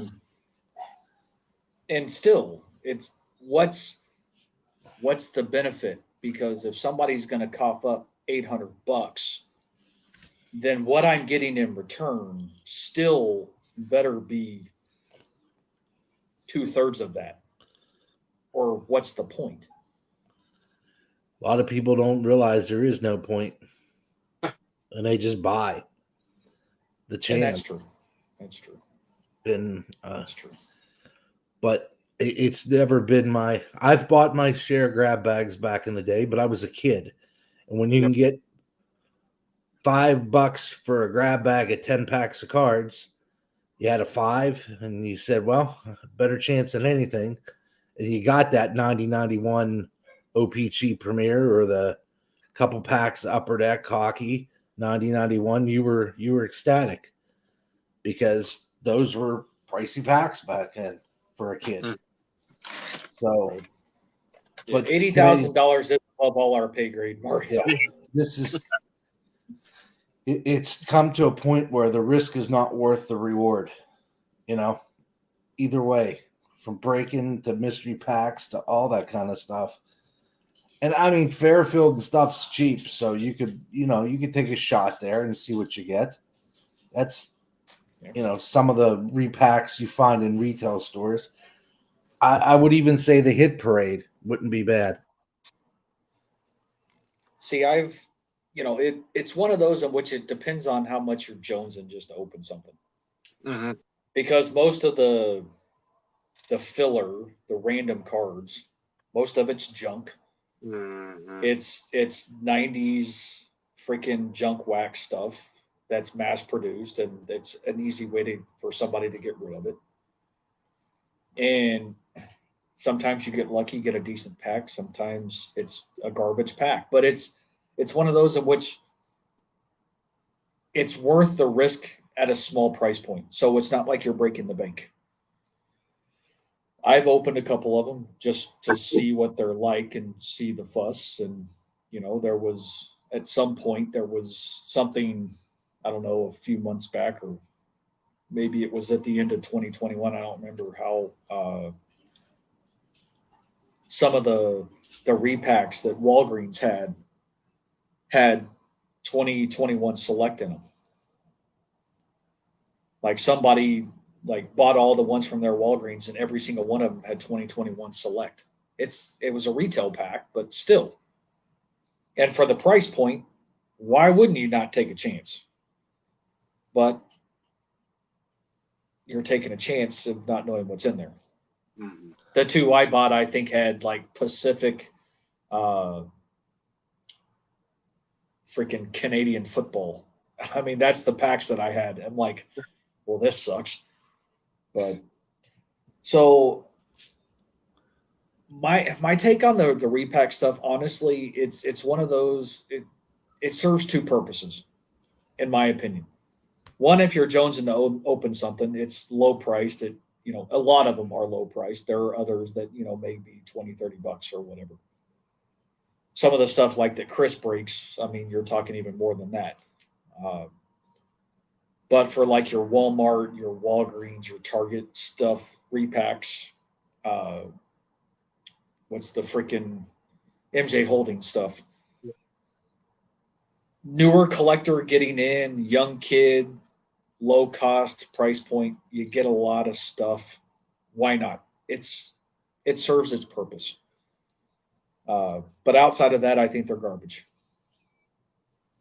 It's these people, they have a bunch of crap that literally they're trying to get rid of. That's what it is. So 99% of it is garbage. So if you're okay with spending a few bucks and getting garbage, then maybe you get lucky. Joey, I know you said you got lucky. You got a cracked ice Rogers. That's awesome. But that's not the norm. No. That's not the norm. But for kids or whatever, then, why not? I think to me personally, it's more geared towards the kids because you can get quite a bit of stuff for pretty cheap. Vinny, I know you mentioned grab bags. The card shop I used to go to did grab bags. Cool concept. These were all cards that were always put in the grab bags that I went to. But I mean, for the price point, why not for a kid? I mean, you're getting 20 cards for, like $1 or $2, and there's a couple superstars in it. That's a good way for a young kid to build their collection to start off with.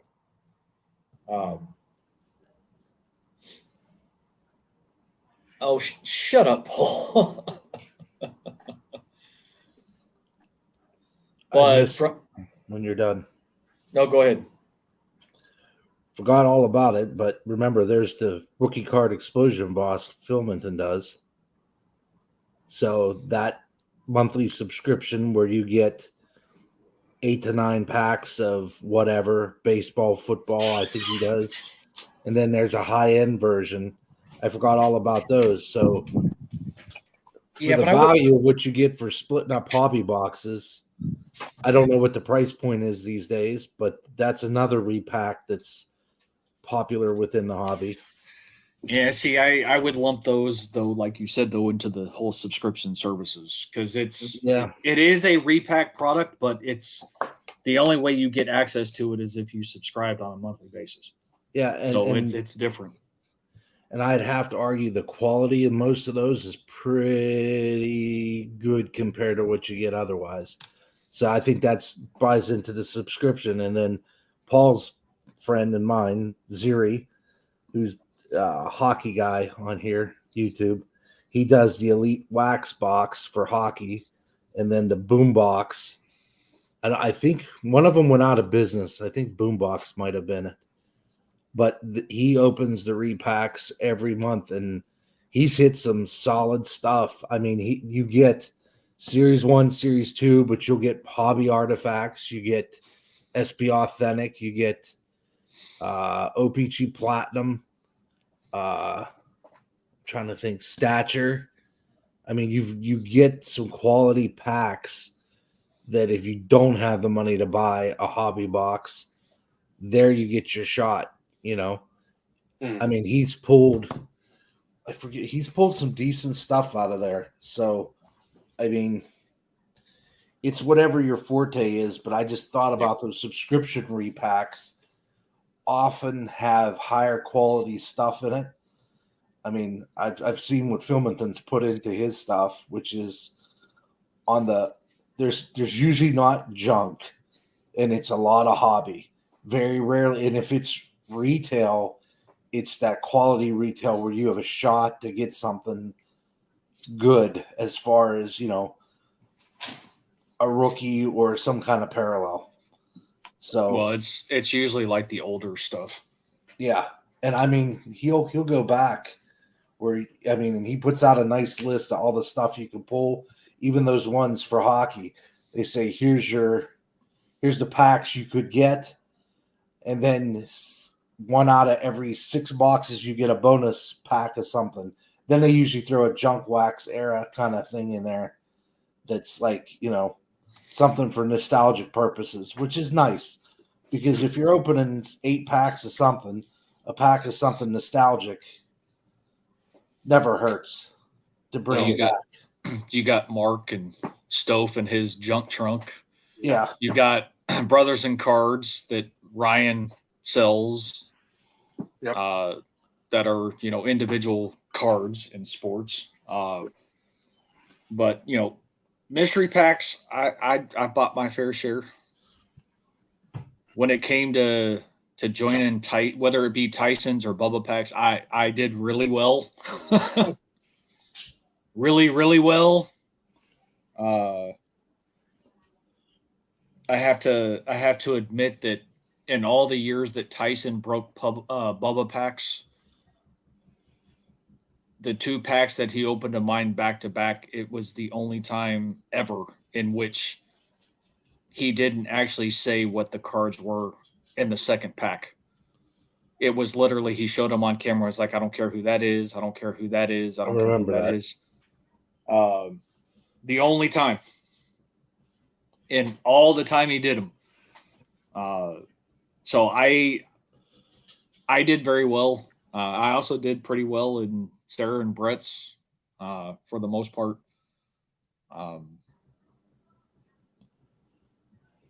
But I did them. Mine was twofold.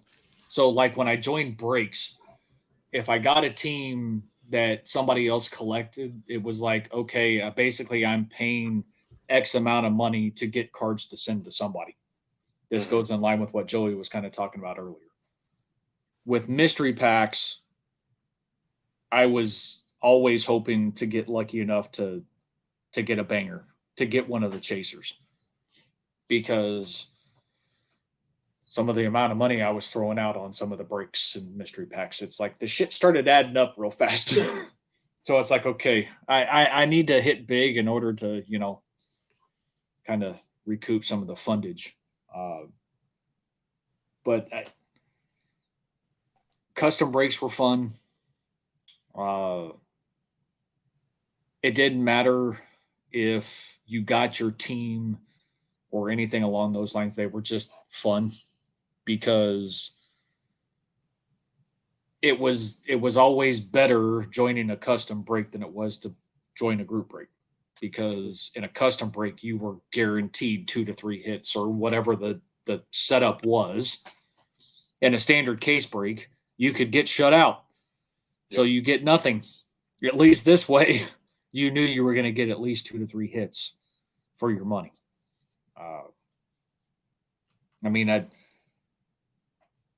the mini helmet that I have in my curio cabinet in my setup over here. There's the smile. I was waiting for it. That came. Shut up.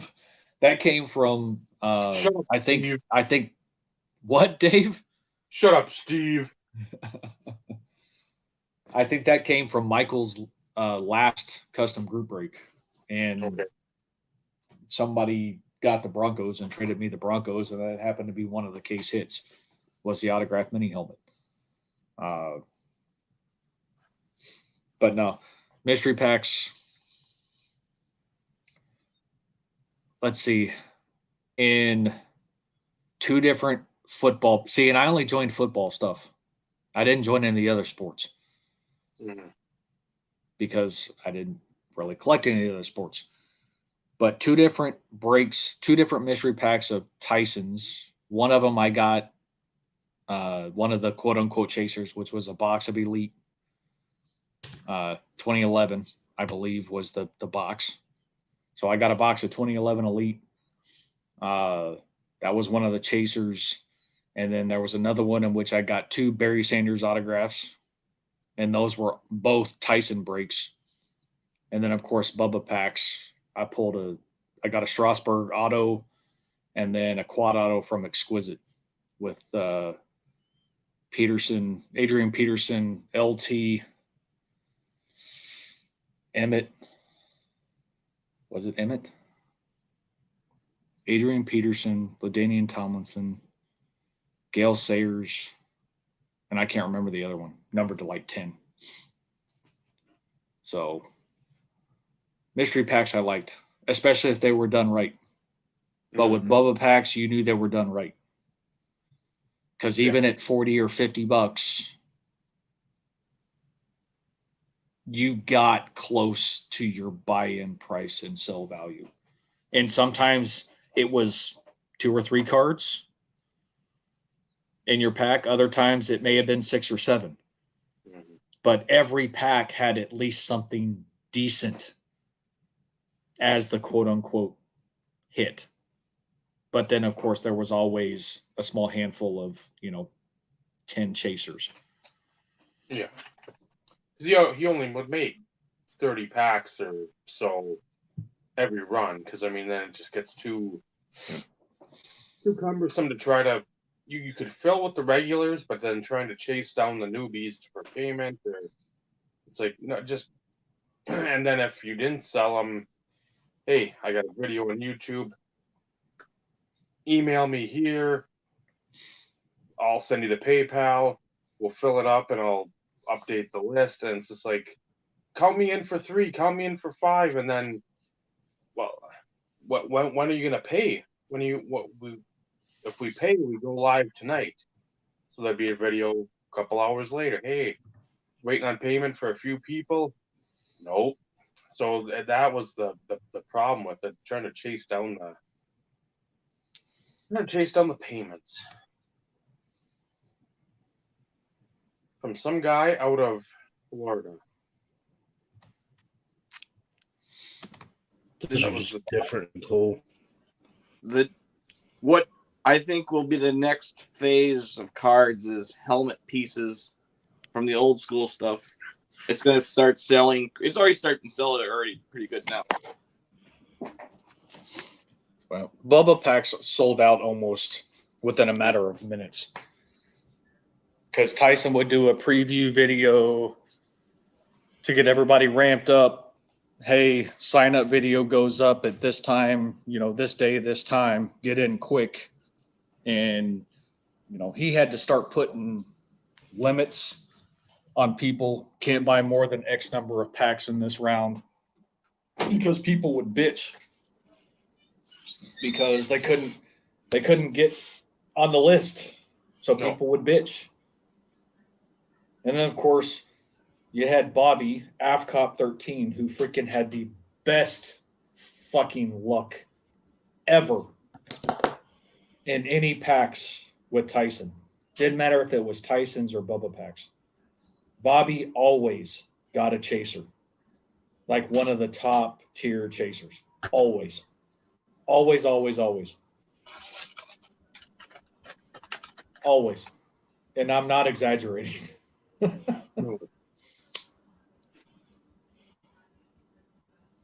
Super Break. That's the one I think you're thinking of, California. Thank you. That's the one. That's the one. Usually 1 or 2 cards. Mm-hmm. One of them being graded normally. I got a bunch of fond memories that this subject has come along. When I used to do it way more, but I was the kind of a person where I was always too late for the to get. Well, I guess I didn't get in this round. It's like you had to really try hard to get into some of those. That was part of. I don't have that sort of patience, I guess. our diligence at the time to like worry about it. But I did enjoy watching the packs being opened. That was part of the YouTube or the blog or wherever they did it at. It was fun just watching stuff, seeing stuff that you haven't seen before. I also am pretty talking about this subject. How excited were we all when Exquisite or NT was just getting released. The blog TV exploded. I thinking back about that, the fond memories come rolling back. You're like, wow. I would even multiple a day, like first couple days of NT. It was like card Christmas. Yeah, good luck trying to get in freaking Chad's blog room for NT or Exquisite. I got in that fairly often. That was one of my favorite spots to go. Always draw the line, and you had just like, I hope my connection is good, so because the numbers never showed up the same as he would see them. So, what a weird time it was. Yep. But such a nostalgic fun time. But keep in mind, blog limited only 100 people. Yeah, in the room. In the room sometimes. That's right. Oh, so Steve, he does Firehand breaks. You mostly see stuff posted on Instagram here and there, but yeah, he still does stuff, just not to the extent of what it was. But yeah, anything over 100 people, you got stuck in the waiting room, and it was always interesting. People, like some of the mods, would purposely get into the waiting room and ask, hey, anybody in here that's in the break? And if you said yes, then of course he'd go back, he'd tell Chad, they'd like force somebody to leave the main chat so somebody who was in the break could get in, because you always had the ability to trade teams. Well, if you're not in the main room, you can't chat in the main room. You can still watch everything that's going on, but you can't interact with the people in the main room. That was the one downside with Blog TV, is the limited number of people in the main room. So people would be forced to leave to get people into the main room if they were part of a break. As soon as that, I remember refreshing the screen, like, he's going to go on anytime now. If you didn't get it in with them first few seconds, you weren't getting in the room. I totally had slipped my mind about the waiting room. Yep, he was the only one that really, well, outside of AR Platinum when he was doing stuff, but yeah, Chad was the only one in which I can remember that there were times in which there could be like 40 and 50 people in the waiting room. Mm-hmm. For breaks. And you're just praying to God people leave so you have a chance to, like, oh, I might get in now. Yeah. Them good old days. That was the only bad thing about it. You're like, well, if you didn't get in, you probably weren't gonna get in, and you couldn't put a number down to make. Nope. You didn't have a chance. Even if you were in the room, you still had to be fast and to get your team to even get a spot. Because some people were taking 4 or 5 spots, and you're like, boy, you got to be quick. And a lot of times you didn't get it. Yep. Yeah. What a time that was. Yep. He had very little issues filling breaks. But he would go in with, he'd have 3 or 4 set pretty much for the night, and then it's like, hey, anything else and then he'd have something else. Yeah. Or 2 or 3. I mean, he'd go for 4 hours sometimes. Yeah, and even if I wasn't in any of the breaks, I still hang in there just to watch it interact. It was absolutely, that was the funnest room. There were some degenerates in there, just like any other room, but yeah, it was just fantastic. I mean, if you wanted new stuff coming out, especially, you're like, oh, new NT, what's it gonna look like? And then you see some of the big cards come out, and you're like, oh my goodness gracious, people go crazy. Yep. The selling in there was massive. You couldn't hit something without someone messaging you, "Well, are you gonna sell that? I haven't even got it yet." Oh yeah. Always, always, always. Right. There was people that I remember were just like shunned, and they were still around, and they didn't care. They'd still be there. Who was it? Cool Cards. One of them. I'm like, I don't know how this person was just Lon Maya. Well, there were some that just they were blog whores, man. No matter who it was or when it was or where it was at what time, they still made an appearance. It's like, do you not have anything else to do? You are always here. Yeah. Lon was a good guy though. He spent some cash though. Yes, he did. I think he was one of those people that turned into a degenerate and never, spent everything he ever had on cards. I seen that. I'm like, yeah. If I have it, then I buy it. That's always been my motto. You never go in over my head on anything. Right. Yeah, it's. I bought some big cards to it, but some of those people, they were just I don't know if they were just flipping or whatever it was, but it was just, you're like, where are you coming from? Where's this money coming from? But little we know, it's just credit card debt. Someone put themselves 10,000 deep in. Yep. Happens all the time. So, anybody want to see me open something, and then we can wrap it up? Is it football? Yes.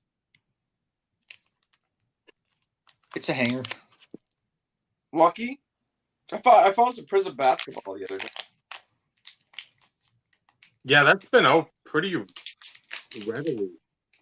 I know Steve said he's seen some In the wild. I've seen it. I think Vinny's seen it. I mean, this is a rare year that people aren't gobbling at all. Woo! Nice catch, Steven. Nice catch. All right. Let's see. We got Jared Goff. Rookie of Anthony Schwartz. There's actually, this is like the third of three. I got three of these on target, but you actually get quite a few rookies. Quinnen Williams, which is nice. Here we go. Mac Jones. Woohoo! We got a Joey Burrow, second year. Is that Diami? Yeah, Diami Brown. Rookie. So you'll see the number of rookies. Jameis. That's a freaking zebra die cut of Kenny Galladay. Kenny Galladay. This looks like a zebra. Is it numbered? Tell me that looks like a zebra. Wow. That's pretty nice. Then we've got a Dez Fitzpatrick die cut hollow. We got who the hell is that? Oh, that is Zach Wilson. Insert 96 certified looking. What up, Brad? Waddle. Turbocharged. And then this is the Target red and yellow die cuts. Davis Mills, sorry. Rookie. Like I said, this is Jacob Harris die cut rookie. Trey Lance, nice. rookie. Almost all of them were rookies, except for this one, Devin White. Stud still. Regular Davis Mills rookie. And you can see the difference. There's like some that have the rookie emblem down at the bottom and then the other ones at the top. Kirk Cousins. Jacob Harris. Another rookie.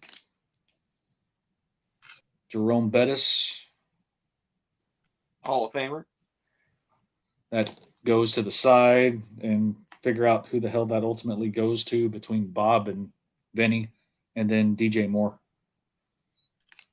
So of the 20 cards, the zebra is an SSP. So that's what of the 20 cards, 1, 2, 3, 4, and this includes the die cuts, 5, 6, 7, 8, 9. 9 of them are rookies. 10. Well, this one with that's so if you come across any select hangers at Walmart and or Target, I think it's worth the $15. I think so. I mean, or $20 or $20 for that matter. Geez, maybe they were 20. So, because let's see.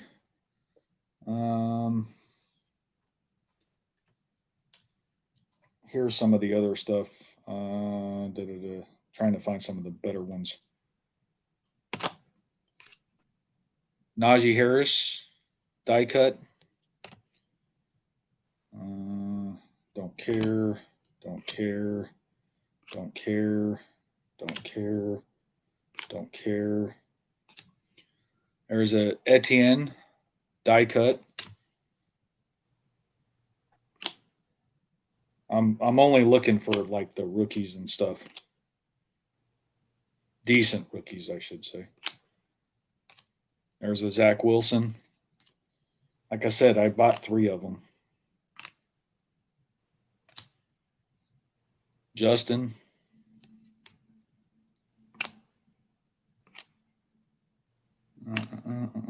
There's just the regular Trey Lance. And of course, my boy who's now out for the season, Javonte Williams. Yeah, what a shame. But so here's the stack of 3 hangers of inserts, the die cuts, and rookies. This, outside of a few other cards, this is the base. So, telling you, if you can find them, buy them. Yeah.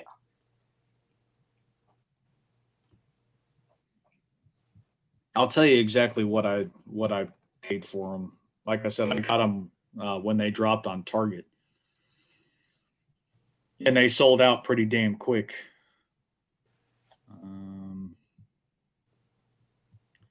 Let's see. How much did I pay?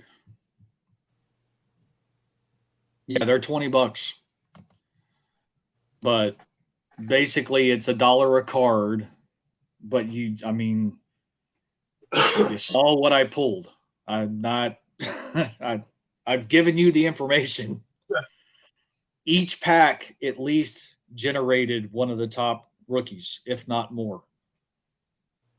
So Javonte and Justin was in the first one.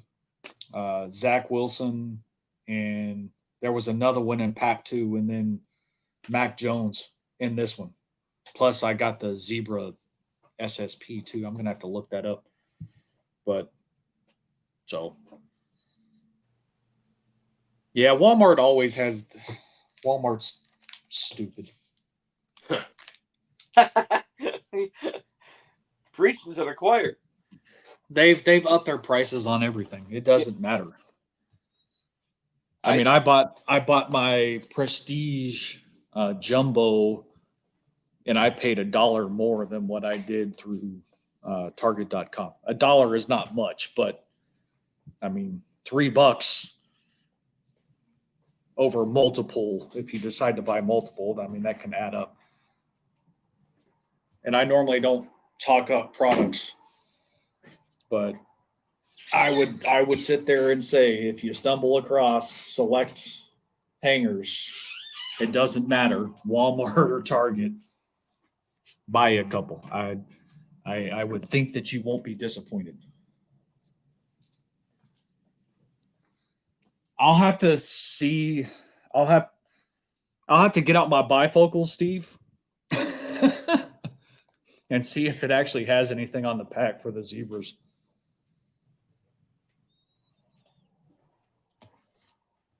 So,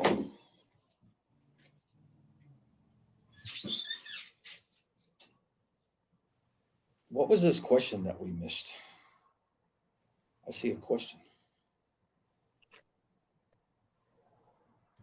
Legends in the base set, the checklist. For somebody who's a player, for somebody who's a player collector, yes, I like it. Because for me, it keeps the collecting fresh if I focus on any of the newer stuff. I wish I had it. Yeah, he's too much of a legend, I guess. Yeah, I get. I don't know. I mean, I've got Cracked Ice Star from Contenders, but they did it 1 year. You could put them in the base set. I'm like, thank you, and then they stopped doing it. I would love to have some inserts of new stuff and things to chase more, but I guess that's not. I don't know. I mean, I like those legends that they put in there. I'm like, my guy's not legendary enough.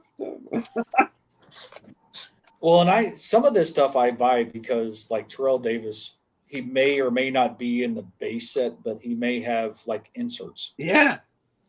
And it's been a long time since I have pulled a Terrell Davis out of anything. I think the last Terrell Davis card I pulled out of a product myself was like 2001 Donruss Classics. Mm. And granted, it was nice. It's a triple jersey, Mike Anderson, him, and I don't know who else. I think it's numbered to 100, could be numbered to 50. But one of my hits was a Terrell Davis triple jersey with other two Broncos running backs. So that was pretty freaking cool. But to pull a regular freaking standard insert, I can't pull one to save my fucking life. Some of my most favorite cards I've ever pulled was for pulling Star. Twice I did it.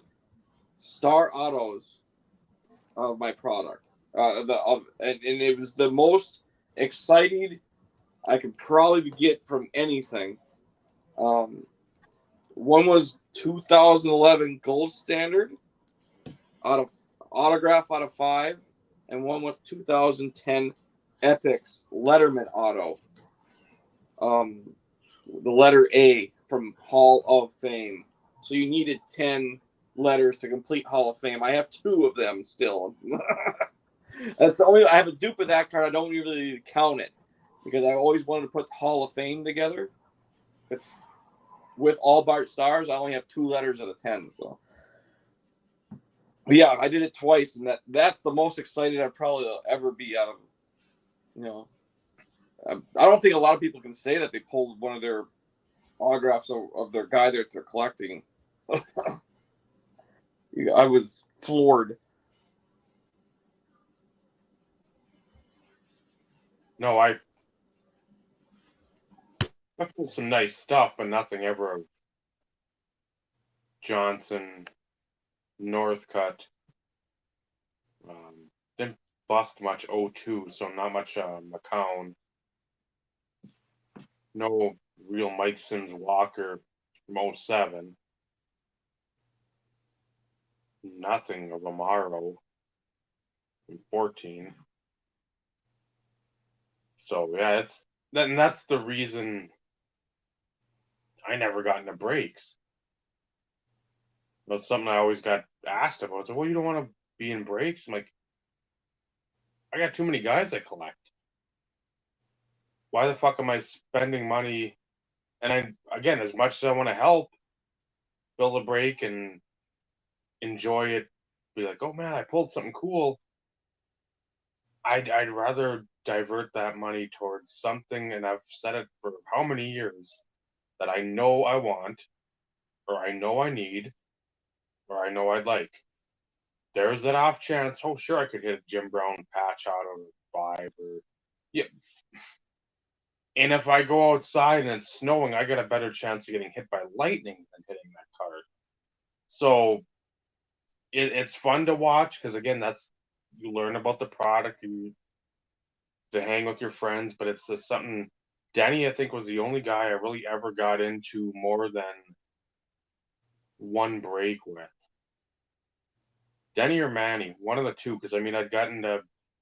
It'd be so cheap. It'd be like $15 to $20 for like 4 boxes, 5 boxes, and I'm like, if there's like 4 spots left. I'm like, I'll take them. And then if people saw me take one, it's usually okay. Fucking penny pincher here's snapping one up. Let's try to fill it up quicker. Yeah, it's just not for me.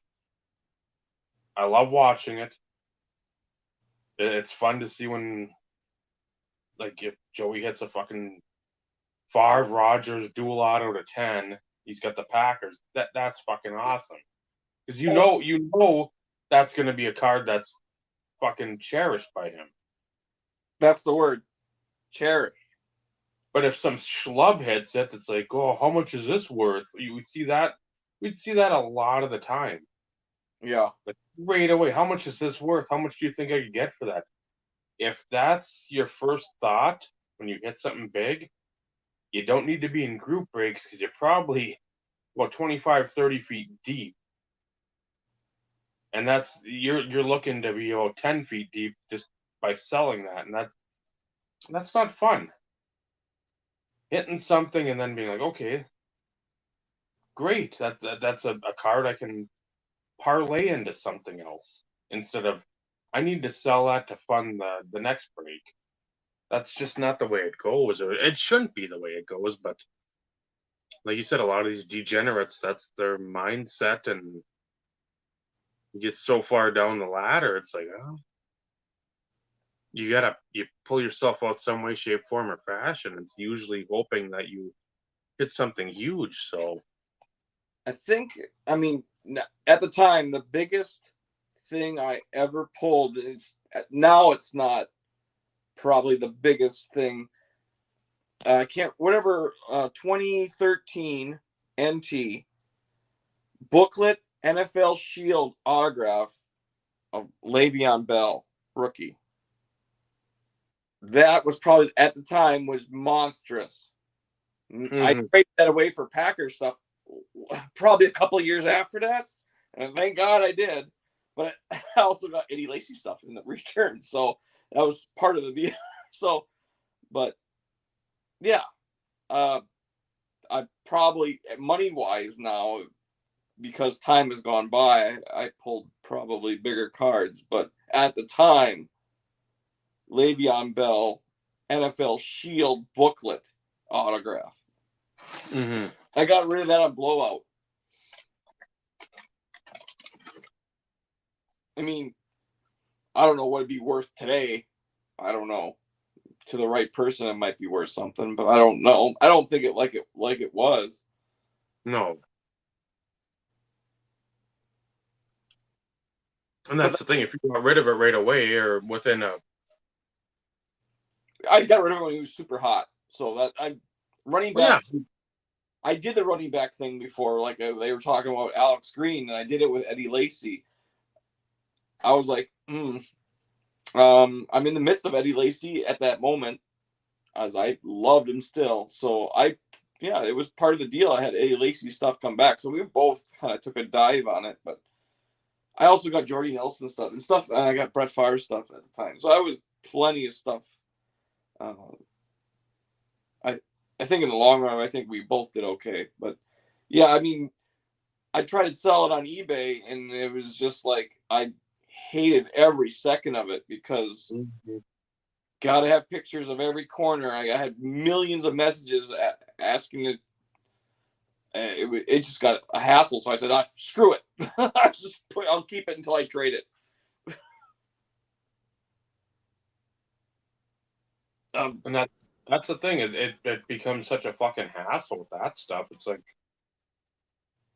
we were talking about, like, Julian got a Cam Newton RPA, and it was just, he says, yes, it was beautiful to sell it right away, but what a nightmare of a hassle. It was just, praying to God it didn't get returned, and then it was just, no, I don't think I would want to do that again. After having watched him do that, I'm like, oh God, no. I mean, I guess it's first world problems, but yeah. What was it? Project 2020? The returns on that after after that Griffey, whatever, the 89 top. That was the proverbial sound of the toilet flushing after that. Bart had a few returns, but he also had a few people, probably 50-50, that paid and never sent it back. So, I mean, when they were, it wasn't that particular card, but the other ones that people were just loving or whatever it was, and then it just took a dive, and then returns started coming happen, and was, I never, for me personally, Project 2020, I looked at it, I'm like, I'm not much of an artsy kind of a guy at all. So the art football cards are really not my style. And so that one didn't, obviously, Project 2020 didn't really like make me go, ooh, it never did. So I was like, I think people are finally seeing what I see. It's just, they're mass produced. Well, some of them are. I like the Keyshore ones. I'll always stick by that. That stuff makes me laugh. That was the Griffey, the Keith Shore Griffey. Mm-hmm. That was. But a 16 immaculate Le'Veon Bell, Antonio Brown dual shield, just to give you some perspective, $800 is the asking price. Oh, at the time I got like, I don't know, $1,200 or $1,100 in trade. So nice move, Joey. Because I don't think his thing right now is $800. I think they're stretching. So I traded it so I got it in 2013. His whole rookie season went by. He was fantastic. I finally traded, I think, in 2014. So, and there was a guy on eBay that had the Eddie Lacy version of it. I tried to trade him straight up for it at the time. And he wouldn't do it. I was like, well, it was worth a try. Because at the time, they were both just as good as, both of those running backs were considered pretty on the same level. I was like, oh, I could get that.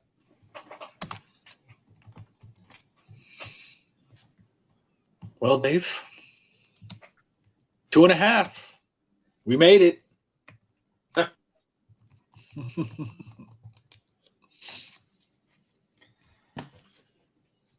So, thank you everyone for watching. Joey for jumping on. I haven't had you on for a while, so I figured we need to get you back on. And being of that ilk, being of that time frame, the talking about mystery packs and such, it's like the perfect participant and a guest for us tonight to have on and reminisce and talk about the times of the mystery packs and the group breaks and all the fun that we all had. And again, without blog, we'll say it every time. Blog had its insane amounts of drama too. This wasn't fucking.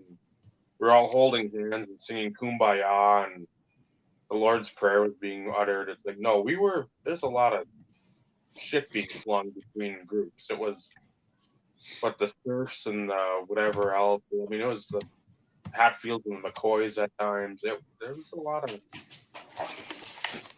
ruckus going on, but I mean, most of us, for the most part, you get in somebody's room. If you were there, you were pretty much cordial, unless you started to act like a dick. And guess what? It was bombardment. But thank you for coming on. Again, dislike the video, unfollow, unsubscribe, comment below how bad we were. Nobody cares. Give us money. No more crypto. That thing literally is in the outhouse right now. So our good friend Kim Kardashian just got fined $1 million and for promoting Ethereum on Instagram. So, but I mean that's like pocket change to her. So that really wasn't a fine. But yeah. Trying to remember what else I say besides the catchphrase or our tagline or our mantra. You pretty much covered it. I think I went through everything. So, for Joey, Rennie, Steve, I'm Dave.